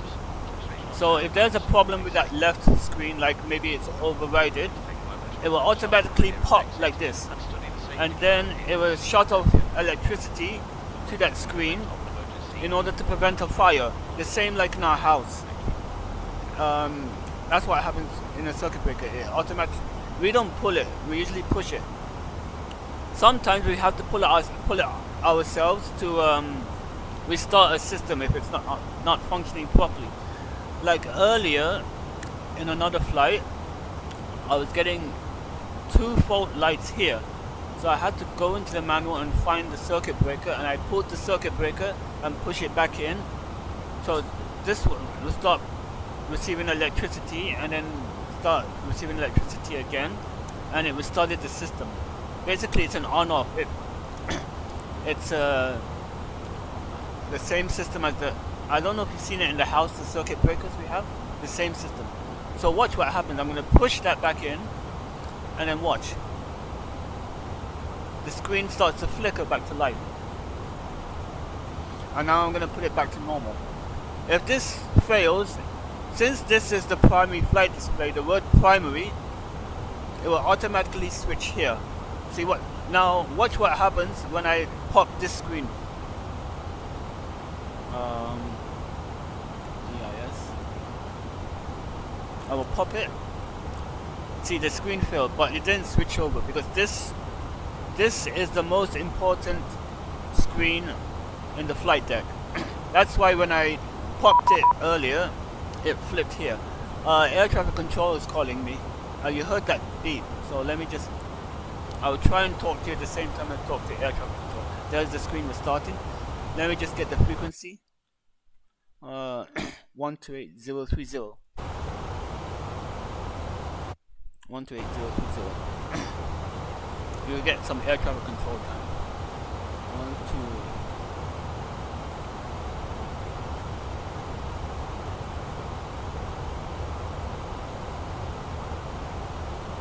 You can see me putting 128030.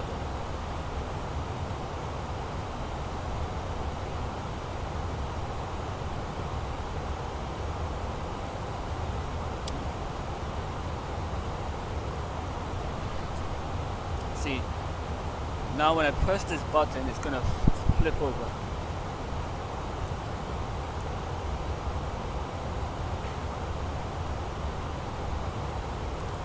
Hello, Munich approach, Beaver 958 Mike, 8, flight level 80.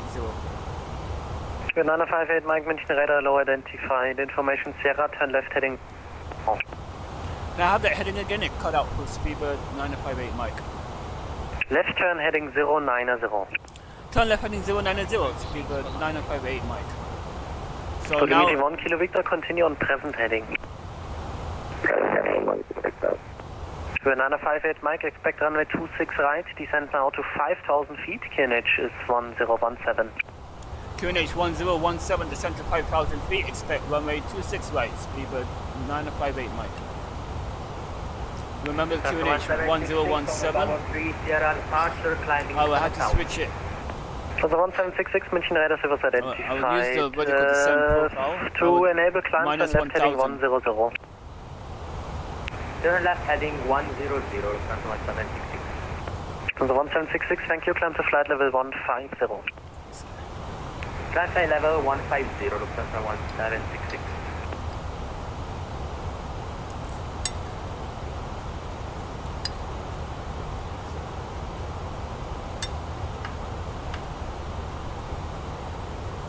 Another thing to show you.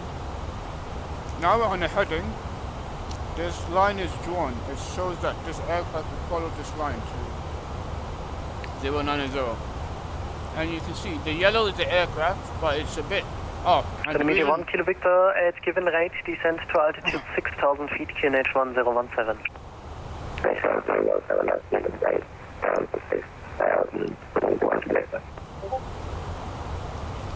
So even though the aircraft is the yellow line, the reason why it's a bit off because the wind is pushing us, so the aircraft is drifting a bit to the right. So even though it's here now, in 20 nautical miles time, it will be at that diamond. So the 1766, proceed direct to Barbour. Direct to Barbour, Lufthansa 1766. Medium 1 Kilo Victor, turn right heading 050.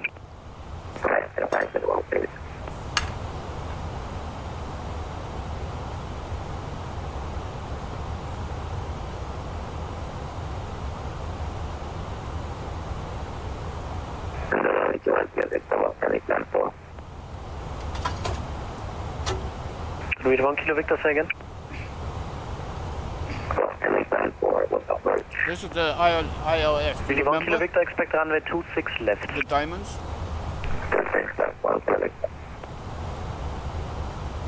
I'm going to slow the aircraft now. So the 1766, monitor Unicom, bye bye. Wait for Unicom, Lufthansa 1766. Since air traffic... 958 Mike, descend to altitude 4,000 feet. Descent to 4,000 feet, speedbird 9058 Mike. Now he's talking to me in feet instead of flight level.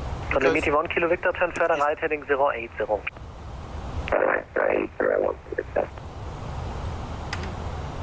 München approach, Servus, Lufthansa 67 Victor, flight level 230, descending 130 for Beatrice 1 Bravo arrival.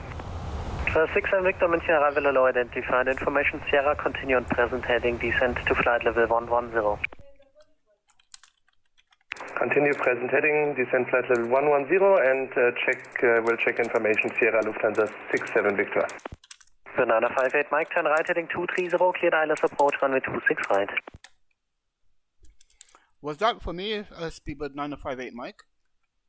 Hey firm, turn right heading 230, cleared ILS approach runway 26 right. Turn right heading 230, cleared ILS approach runway 26 right, speedbird 9058 Mike. Radar, good day, Turkish for Delta Mike. Proceeding direct, good day, and we will set to 6 right Turkish. I will show you something now. Look, we're below 5,000 feet. And it's very important we put in the local QNH.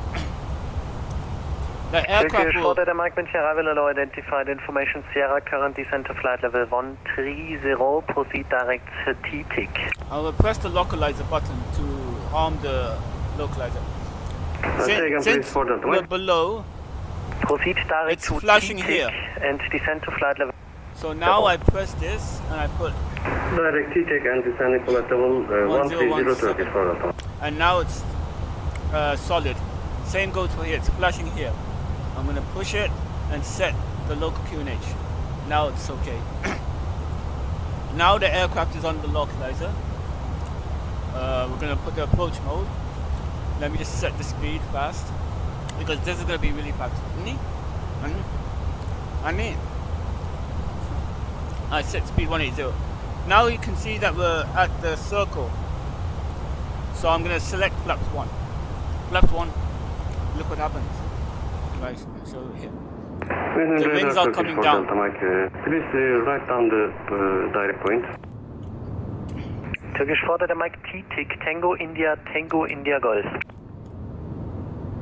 Tango India Golf, Turkish Delta Mike, thank you. Now we're going through S, so flaps again, flaps 2. I will show you in the rear. Flaps 2. 67 Victor, expect ILS runway 26 right. And we can't see it, so in order for us to know that the flaps are going down, it shows here. The front is here, and the rear is here, so it shows that flaps. So when the number is in blue, the flaps are moving. Victor, expect when it's in ILS green, it's in the right position. So look, now it's in blue. 958, my contact now, tower 118.705. 118.705 for speedbird 958 might be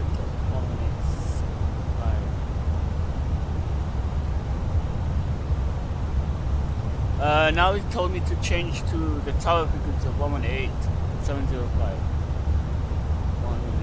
118.705.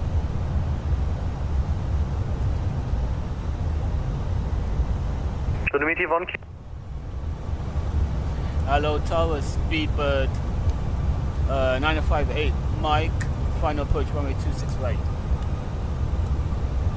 Speedbird 958 Mike, München Tower, good evening, continue approach. Continue approach runway 26 right, speedbird 958 Mike. When I was communicating with tower, I set flaps 3. I wasn't able to tell you because I don't have 2 mouse. I'm going to set speed. Das war 2 Juliet Whiskey. I'm not going to set the landing speed yet. Das war 2 Juliet Whiskey, contact apron 12171. I'll just keep... Apron 12171, Lufthansa 2 Juliet Whiskey. Vielen Dank und einen schönen Abend.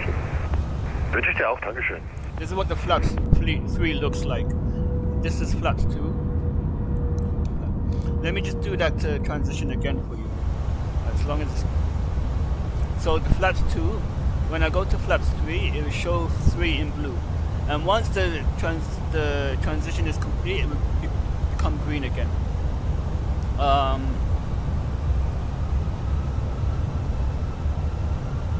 There's the airport ahead.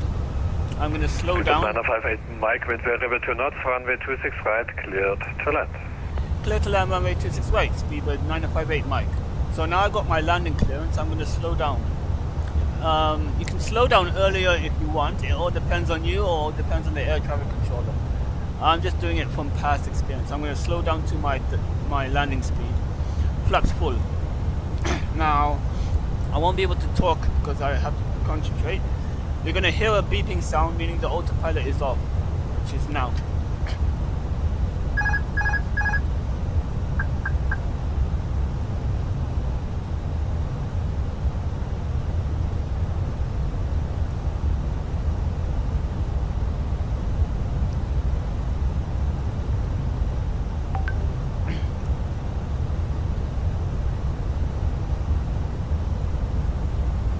Landing is the hardest part of the flight because you know, you got little room for error. The runway is only one straight line and you have to keep the right speed, you have to keep the right descent. If you're too high, you're going to overshoot the runway. If you're too low, you can crash before the runway. So that's why you can see me making adjustments. So now I have to pull up a bit. It's actually easier on the bigger screen, to be honest. I feel more comfortable landing on this screen than on the laptop screen. You can see 26 left on the other side.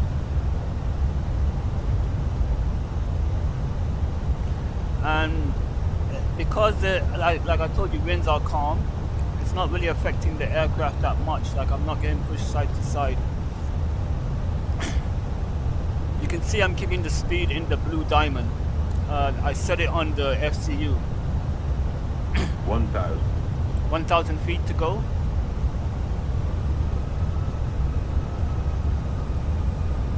Yeah, it's actually much easier to land on this screen than on the laptop screen. Much easier. Telemetry, Mention Tower, good evening, continue approach. Landing gear not down. Yeah, landing gear is not down. That's my fault. Yeah, landing gear is going down now. Usually I put the landing gear down at 160 knots. Because I've just been so focused with the air traffic control and explaining everything, I totally forgot. But that's the good thing about these modern jets. They warn you about the landing gear. So now it says 3 green. Yeah, very nice.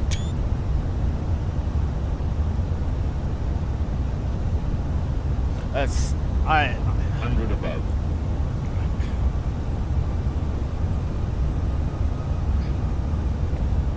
Minimum 50, 30, 20, retard.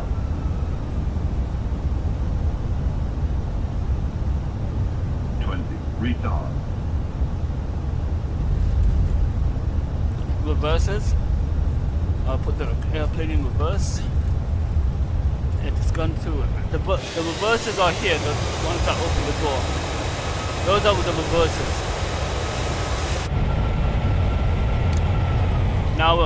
Now we'll disconnect the auto brakes and go to manual braking. I've disconnected the reverses. Let me just open the 1 Kilo Victor again.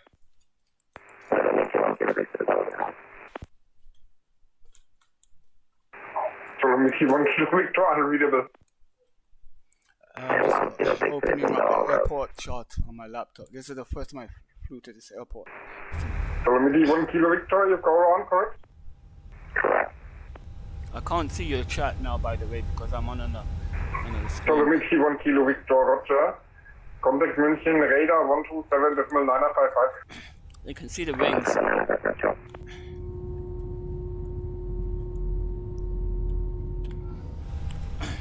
Now I'm going to tidy up the aircraft. This green means the spoilers on top of the wings. So I'm going to put those down. You can see the green things disappearing.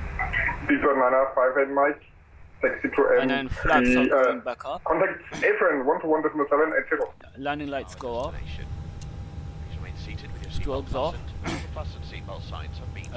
Just a minute. Air traffic control. Speedbird 958 Mike. Contact apron 121.780. 121.780 for Speedbird 958 Mike. Handheld electronic devices. Parking brake set. Check 121. Personal belongings with you before you leave the aircraft. If you require any assistance here at our destination, please speak to our ground staff colleagues who will be happy. I just need to concentrate. It's the first time I'm at this airport and it's quite big, so 780. Until the aisle around you is clear and our crew will be on hand. I usually write the taxi instructions on the Leipzig notepad. 6 X-ray Mike, taxi by Echo 1 Charlie 3, hold shot of Whiskey 1. By Echo 1 Charlie 3, hold shot Whiskey 1, Leipzig 6 X-ray Mike. Leipzig 6 X-ray Mike, expect a little bit of a delay. There is an incoming traffic first. I call it back. Roger that, 6 X-ray Mike. Hello ground, Speedbird 958 Mike, vacated runway 26 right. That is filed. I have Tango. Oops. Speedbird 958 Mike, München apron, hello, call it back shortly. Go 34, München apron, hello, call it back. He said he's gonna call me back shortly. Speedbird 958 Mike, taxi to entry November 1 via Mike Alpha 4. Taxi to November 1 by Mike and Alpha 4, Speedbird 958 Mike. I don't even know what that means. Go 34, information Sierra is currently to Frankfurt. Give me 1 November departure, flight plan route. No. Time for sit to flight level 70, squawk 1000. Give me 1 November departure, information Sierra, initial flight climb, flight level 70, squawking 1000 to square 34. Okay, I found November 1. So, I'll explain what's happening now. Basically, he's told me to taxi to a holding point called November 1. Not a stand, but a holding point. That's just a stopping point on the taxiway. And then he's going to give me further instructions. And he told me to taxi by Mike and turn at Alpha 6. I will show you all these signs here, what they mean. So I'm just going to taxi. Leipzig 6 X-ray Mike, continue right on Whiskey 1 Orange Line, hold short of November 1, don't taxi into November 1. Continue right on Whiskey 1 Orange Line, then to November 1, don't exit November 1, Leipzig 6 X-ray Mike. Actually, Leipzig 6 X-ray Mike, hold short of Charlie 1. I can't hold short of see Charlie 1, chat Leipzig 6 X-ray because Mike. the map is open on the other screen. Before, when I was flying on the laptop, well, I am still flying on the laptop. The laptop is what's the word? After the tour for Charlie, request taxi. After the tour for Charlie, taxi 10 to November 4 by Echo 2. I didn't buy a new November 4, Echo computer. 2, straight ahead. After the tour for Charlie. I'm connected to the laptop. Request taxi. Lufthansa 7 November, taxi by Whiskey 2, Delta 1, hold short of Echo 2. I just taxi by Whiskey 2, Delta 1, hold short, Echo 2, Lufthansa 7 November. I put the simulator on the bigger screen and I put the rest of my other stuff on the laptop. Before I used to have the simulator application on the laptop, so the thing is I had to constantly keep switching. So every time I had to... And Speedbird 958 Mike, continue taxi to stand 113 Alpha via Whiskey 1 Blue Line and Charlie 4. Can you repeat that for Speedbird 958 Mike? Speedbird 958 Mike, continue taxi to stand 113 Alpha via Whiskey 1 Blue Line, Charlie 4. Taxi to stand 113 Alpha by Whiskey Blue Line and Charlie 4, Speedbird 958 Mike. Okay, now it's giving me from more... Whiskey 1 Blue Line. What was that? Blue Line, Charlie 4, Speedbird 958 Mike. B4. B4?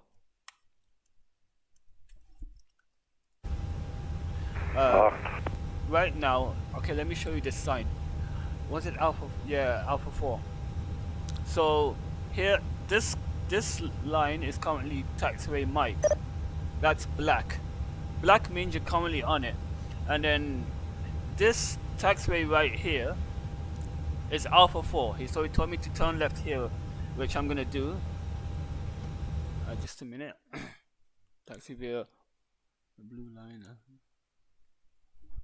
Okay, Whiskey 1, not Whiskey, speed, but 958 Mike. Thank you. Correct. That figure 6 X-ray Mike, once the British Airways A320 opposite direction has passed, taxi to entry November 1 via Whiskey 1. So now I know where I am Behind on British Airways A320, continue on Whiskey 1 Orange Line, November 1, Leipzig 6 X-ray Mike. Lufthansa Tower for Charlie, contact Tower on 118.705, Joe. Lufthansa Tower for Charlie, Tower 118.705, Sanchez. Yeah, Lufthansa 7 November, continue to enter November 4 via Delta 1. Continue entry November 4 via Delta 1, Lufthansa 7 November. Lufthansa 7 November, then reaching entry November 4, contact Tower on 118.705. When reaching entry November 4, contact Tower 118.705. This is Lufthansa 7 November. He told me to follow Whiskey 1. So right now I'm turning onto Alpha 4. And then I think, where was November 1? It's either this line or the next line. I'm just double check.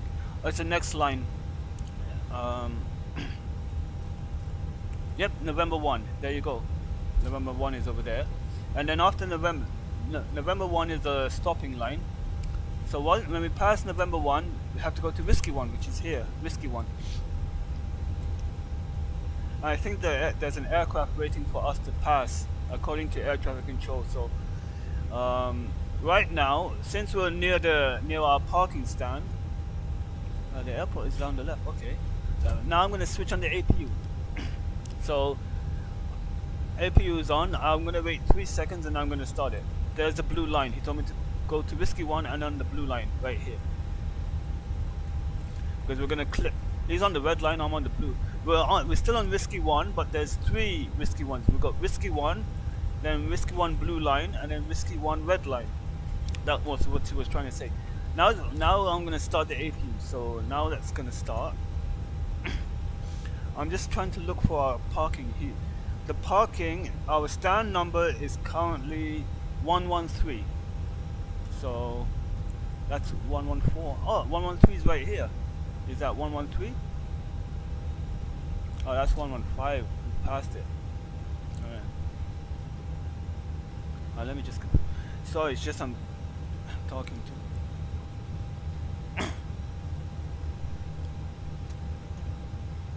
I didn't know it was gonna be that near, but I thought it was 113. 113 Alpha, he said. Ground Speedbird 9058 Mike is gonna do 180 degrees. Pass stand 113 Alpha.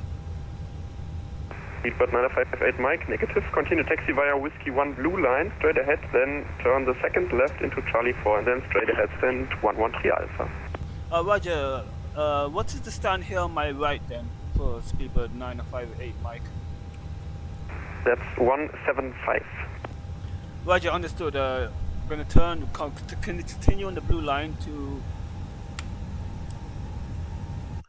Charlie 4 and then stand 113 Speedbird 9058 Mike. See, this happens also in real life. This airport is completely. Let's get 6 X-ray Mike, request frequency change. I found Charlie 4 on the chart. Mike, just about to call you. Contact tower on 118.705. Servus. It's a good. 118.705. Leipzig 6 exclamation. Contact Servus. I just can't find Charlie 4. Just a minute. I mean, I see it on the chart. I just can't see where it is. Ground. Still, I'm quite new at this airport. Is Charlie 4 on my left here? Negative. That's Charlie 3. One more. The next on your left is. Roger. Charlie 3. One more on the left. It's on the blue line, correct? Affirm. Roger. Thank you very much for your help, and I do apologize for the mix-up. Speedbird 9058 Mike. Yeah, no worries. Right now, it shows APU on and APU available, which would show up here. APU is available. So right now, let me just look for the stand. Currently 113 Alpha. See, the good thing is that now I was saying earlier that when I want to look for the stand, I had to stop. Speedbird 958 Mike, not turn now, just straight forward just a little bit, and the next one left is Charlie 4. Not this one, the next one. Roger, the next one for stand 113 Alpha, Speedbird 905 Alpha Mike. Speedbird 958 Mike, just now taxi via the blue line, then turn right, and then the fourth stand on your left hand side is stand 113 Alpha. Roger, it's the turn right onto the blue line, and it's the fourth stand for 113 Alpha, Speedbird 958 Mike. He was quite helpful. This airport is big, it's my first time here. Like, even Heathrow is big, but I'm really familiar with it. So there's the blue line turning right. Anyway, what I was saying is that before in the past, when I had to look over my charts, I had to stop the aircraft, put the parking brake so it doesn't roll, and then look through the charts for the stand. So right now, there's stand 135. I'm a bit confused still.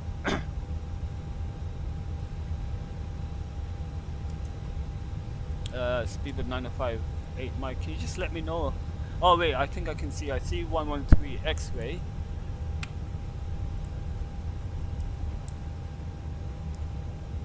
Ground, I see stand 113, but I don't see 113 Alpha. And just take 113. Roger, thank you very much. Speedbird 958 Mike. So we're gonna park here, stand 113, because I can't see Alpha.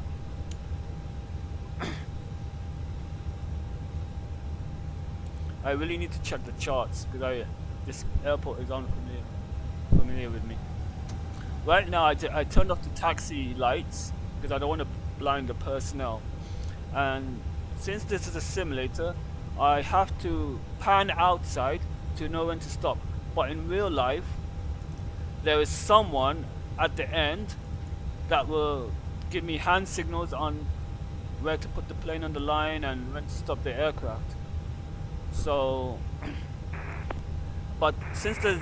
Good afternoon, Munich Control, this is Lufthansa 2436, radio check. Lima Hotel 2436, Munich Apron, good evening, RQ5. Please check your call sign, that's not an ICAO call sign, you only have Lima Hotel, not Delta Lima Hotel in your call sign. Copy that, my bad. So I'm gonna stop here, set the parking brake, and then we're gonna switch off the engine. So usually I do them fast, but we're gonna switch off engine number 2. You can see the N1's gonna start powering down. And how do I change my call sign Lufthansa 2436? And then N1. You just need to log off, sorry, then engine log number on 1. with the correct call sign, and then you need to refile your flight plan with the correct now call the sign engines are again. running down. Alright, copy that. Seatbelt signs are off. Cabin crew, doors to manual and cross-check. Thank you. Beacon light is off. AP bleed on. Now we're going to turn the AP bleed because the engine bleeds are not available anymore because the engines are off. You can also see it here that the generator 1 and 2 are showing fault lights because the engines are off. We're going to turn off the fuel pumps. We're going to turn off the radar. And we're going to turn off the squawk, the transponder, and then the aircraft is ready to deboard. München Apron, hello, Lufthansa 67 Victor, entry November 3. Watch. Lufthansa 67 Victor, München Apron, servus, stand 218, taxi via Whiskey 2. Just get the chat back up. 218 via Whiskey 2, Lufthansa 67 Victor, danke. You can see now here, it's showing Good that... evening, Munich, Lufthansa Let me just turn off the radio. We don't need them anymore. Lufthansa 124, München Apron, good evening, no flight plan received. I'm just going to switch to a frequency where there's no one on. You can see that the doors are opening now. Cabin, and we've got the cargo door opened. We want to make sure doors are closed before we fly. Well, But you see, there's the electrical page. See, both engines are offline. Now we've got the APU gen. Now, look what happens when I switch up to the APU gen. It's so realistic. It's so amazing. So, I'm gonna switch up the APU generator. What happens? Aircraft loses power because what's the power source? See? Anyway, I'm gonna reconnect the generator. So now the aircraft is gonna go back up. By the way, if I did this with the computers ready, the flight computers ready, and if I did that, I would lose all my data on the flight computers and I would have to reprogram it all from the beginning. The flight computer does not save any information. It does not have a hard disk. It only uses RAM, random access memory, if I'm correct. But once the computer loses power, all the data that you have written to it is reset. I already lost one of the IRS PC. This one has gone offline. That's let's see if it's trying to align itself.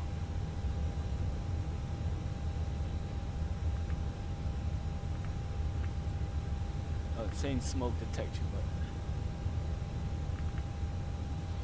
but I think I might also need to restart this IRS.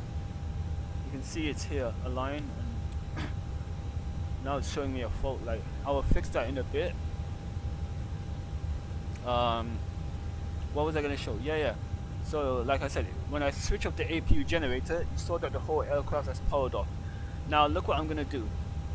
I'm going to connect the external power.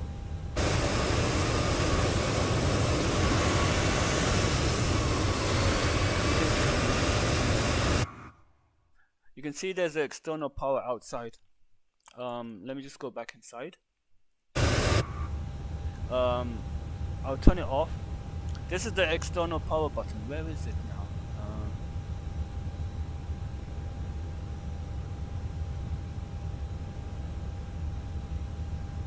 Here we go, external power. There's nothing there. But once the outside connects it, you can turn it on or off here. But in real life, the computer programming, not the computer programming. Like when I put now it shows the 4-2. It's all cleared up. There's no arrivals and there's no airport destination. There's no data. There's no routing. Basically, once I put all the information like Heathrow to Munich and put all my the takeoff runway, the landing runway, if I cut the power just like that and I switch it back on, the computer will go into this mode again, and you have to reprogram it, all the routes, like from the beginning. That's why we have the 2 generators on board, so prevent that. Anyway, now it shows that there's exterior power available. See, when I click it, now it's gone into on. So now the aircraft is powered by the external power, so you can see the lines all here. Now watch what happens when I disconnect the APU gen. I disconnected it. The aircraft's not going to shut down because the APU generator is not powering the aircraft, it's the external power. That's how realistic the simulator is. But we don't usually touch this switch, it's always automatic. The switch we usually touch is this one. This would turn off the whole APU, because even though the APU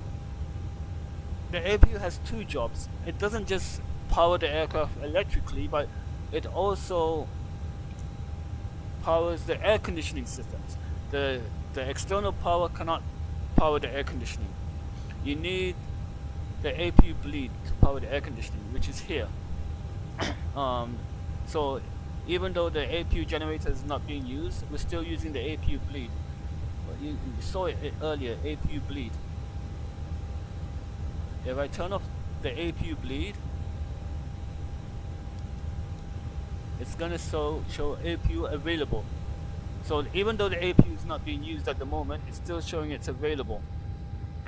And you can see here, like, not the APU. This is the N1 for the APU. That's the turbine speed for the APU. So it's currently running at 100%, and that's the exhaust gas temperature. Now, when we connect the air to the aircraft, it's also simulated here. Let's go to the air conditioning. Usually when the APU bleed is off, the aircraft temperature is going to drop or climb depending on the outside temperature. So the outside temperature of Munich is now 15 degrees, and the aircraft is now dropped to 15 degrees. It will take some time. So and the problem, especially during the hot, it's okay for now, we don't really need the APU bleed, but places like in Bahrain, which is like right now it's 34 degrees in Bahrain, even though it's 9:15 at night, the APU bleed will supply air conditioning. If it doesn't, it's gonna get hot. Now look what happens when I turn on the APU bleed. See, now the bleed's off. The temperature is 345. That's the APU temperature. When I turn on the bleed, it's now going to increase. Now the APU bleed is open. If I'm right, it should increase. There you go. It's increasing. Because you're adding more, what's the word? More demand to the APU. So that's why it has increased. And you can also hear it. I can demonstrate. You can also actually hear it in the cabin. Let's go to the cabins. You can hear the APU bleed switching down.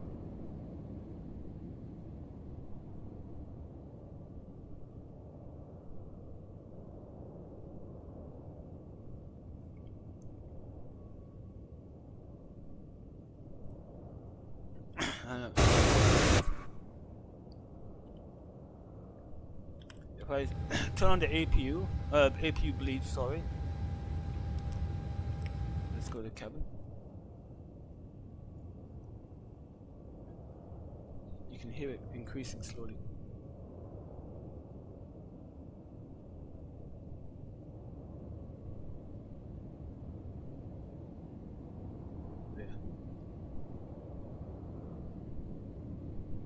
That sound is the APU bleed, the blowing sound.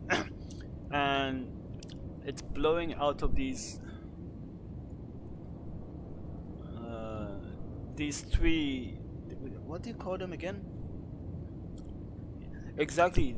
I paid £50 for this simulator, and it doesn't just simulate the cockpit, it also simulates the cabin as well. So let me just put another one.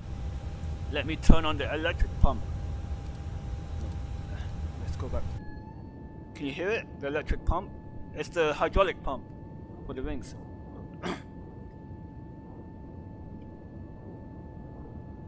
Now, I want you to hear the fuel pump. I'll turn off the electric pump. Let's turn on the fuel pump.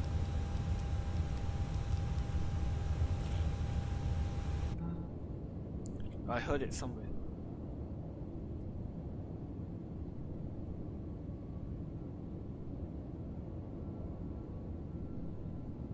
Where is it? It's a little whine.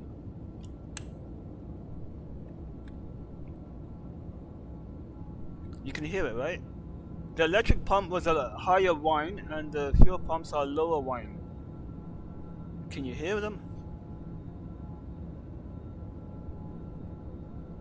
Oh yeah, and there's even you see the British Airways logo on the seats.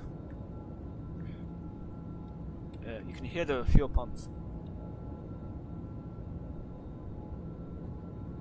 And I really love this. I really love this developer. They're called Phoenix. It's this aircraft. This A320 has been out for the past 2 years, but I never bought it. Because I thought, you know what, I have the fly-by-wire A320. Why do I need to spend money on the Phoenix A320? The fly-by-wire A320 was free, and it does very well. Like, but I feel that the Phoenix has done a slightly better job because the fly-by-wire doesn't actually have a cabin. It's only cockpit-based. The Phoenix has a cabin.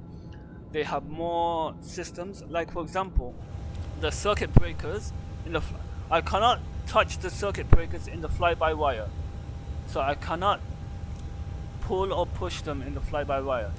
By the way, if I know that a circuit breaker has popped, it will show a white band. So if I want to see when the pilot enters the cockpit, he will look from the side like that, and if he sees any white bands, he knows there's a circuit breaker popped. Which one did I pop?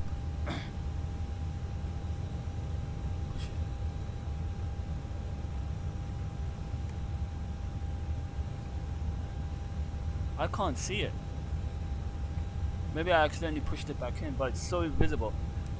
It will show like a white line here. From the side you can see it. So he will look from the side to see if it's popped. You can see it's sticking out a bit. And he will put... First, before he pushes it back in, he has to check the fault logbook to see why it has popped. Maybe there's a reason why it's popped. Maybe there's a problem with that system. I'll try and simulate it. I'm going to switch these off. There you go, there's a message. Basically, black circuit breakers, you can pop them and it won't trigger a fault. If you pop the green ones, it will trigger a fault in the Airbus system. So it says tripped rear circuit breaker. So let me press these two in and see if the fault has gone away. Nope, it's still not gone. That means that there is that's the circuit breaker I'm missing that I'm looking for. Where did I pop it? Where is it? I'm getting frustrated now where I popped it.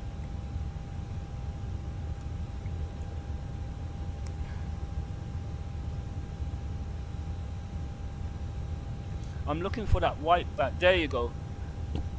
There it is. So when I press it in, it would clear that message. Why is it not cleared yet? Maybe I have to clear it. If a message doesn't clear, this is another thing you can do. Because maybe it's telling me there's another popped breaker. So you press the clear button, you press it again, clear, and then you press recall. There's another trip. If you press recall and it says normal here, everything's back to normal. So there's another circuit breaker that is tripped. Anyway, this is the end of the flight, and if that's the case, I'll just tell the flight engineer to find that circuit breaker and fix it. In real life. I'm just messing around with the circuit breaker panel. Yeah, but there is another popped circuit breaker somewhere, which I can't seem to find. The thing is, it's telling me the location, panel WZ. The thing is, I'm a bit lazy to take out the manual and look for panel WZ. But you understand the point. Once all of them are fixed, it should cancel the message. So I must have touched the circuit breaker without knowing. It's easier to do in real life because you can stick your head. Like the camera is limiting me from looking properly at the circuit breaker. I just can't find it, but I'll just tell the engineers to take care of it for me, because I am going to keep the aircraft here until tomorrow. Anyway, now I'm gonna shut down the aircraft. So what we're gonna do now, I will just tell the flight engineer about this message, that there's a tripped rear circuit breaker, but don't tell him that I tripped it myself. I will tell him that it had automatically tripped. That's a secret between us.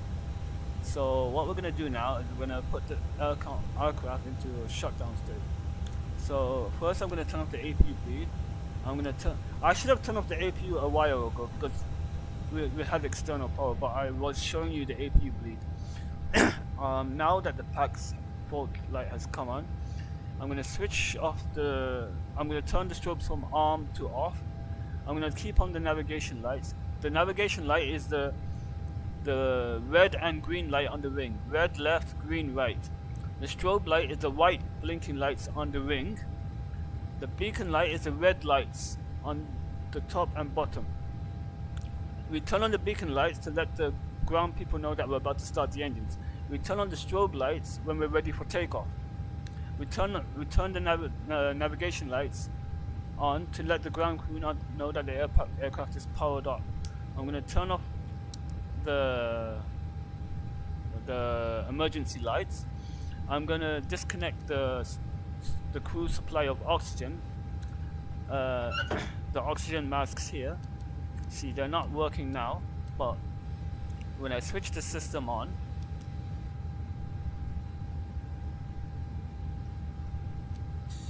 you see? That's how realistic. The fly-by-wire doesn't have this. They don't have it. But that's how it works. So we're going to switch that off. We're going to turn off the IRS switches. You can see here now. It's warning me that the IRS switches are off. So you can see that the displays are gone. The aircraft doesn't know where we are now. It doesn't know which way we're facing, etc. It doesn't know the altitude as well, and the heading. Or the speed. What else do we have to switch on? Yep. Don't know why. Oh yeah, turn on the fuel pumps so you can hear the pumps. I'm leaving on the navigation lights. I'm just waiting for the APU to power down. The APU takes around 2 minutes to power down. Oh, where's my phone?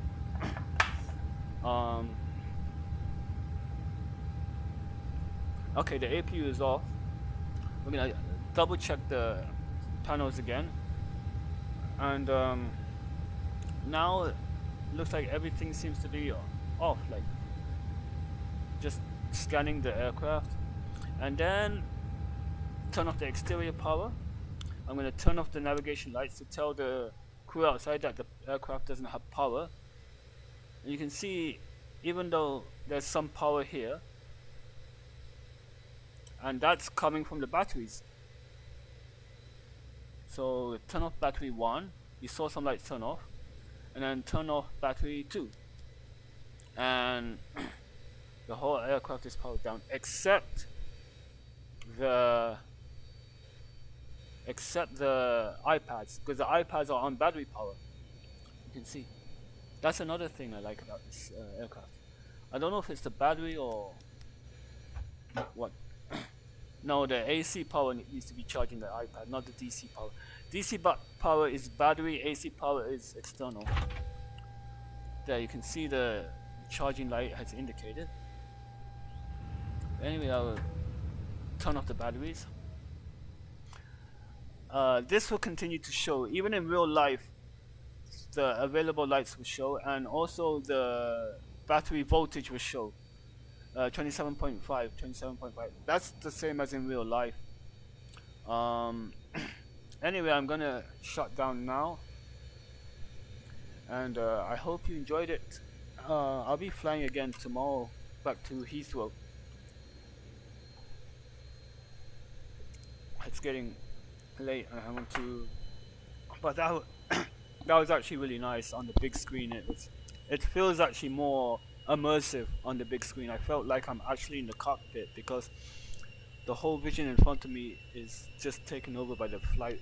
It's not on the laptop, and the landing was actually was easier to do than on the laptop because of the screen size.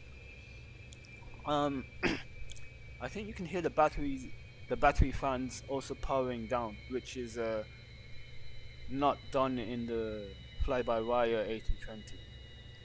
But you can see how there's so much going on when you're flying. When you're sitting in the back, passengers don't realize it. There's so much to go, like QNH, flight levels, altitudes, ILS, SID, stars.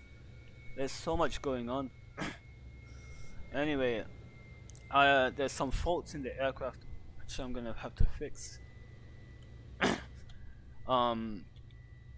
See, we have a fault light here. There's a problem with the third IRS, but I can fix it myself, but now I just want to relax. I've done these kind of. This is the thing with the flight with the Phoenix. These things also happen in real life, and the Phoenix simulates it really well. So that's what I love about this aircraft. It's like why.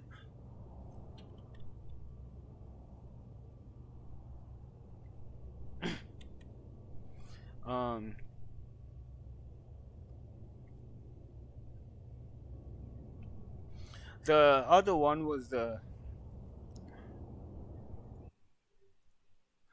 other aircraft that is very well also simulated is the PMDG 737.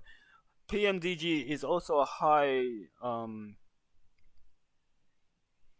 fidelity aircraft, and they also do a very good job with their simulations. This is my 1,000-gallon cloud rainforest. Anyway, I'm going to disconnect the simulator. I hope you enjoyed it.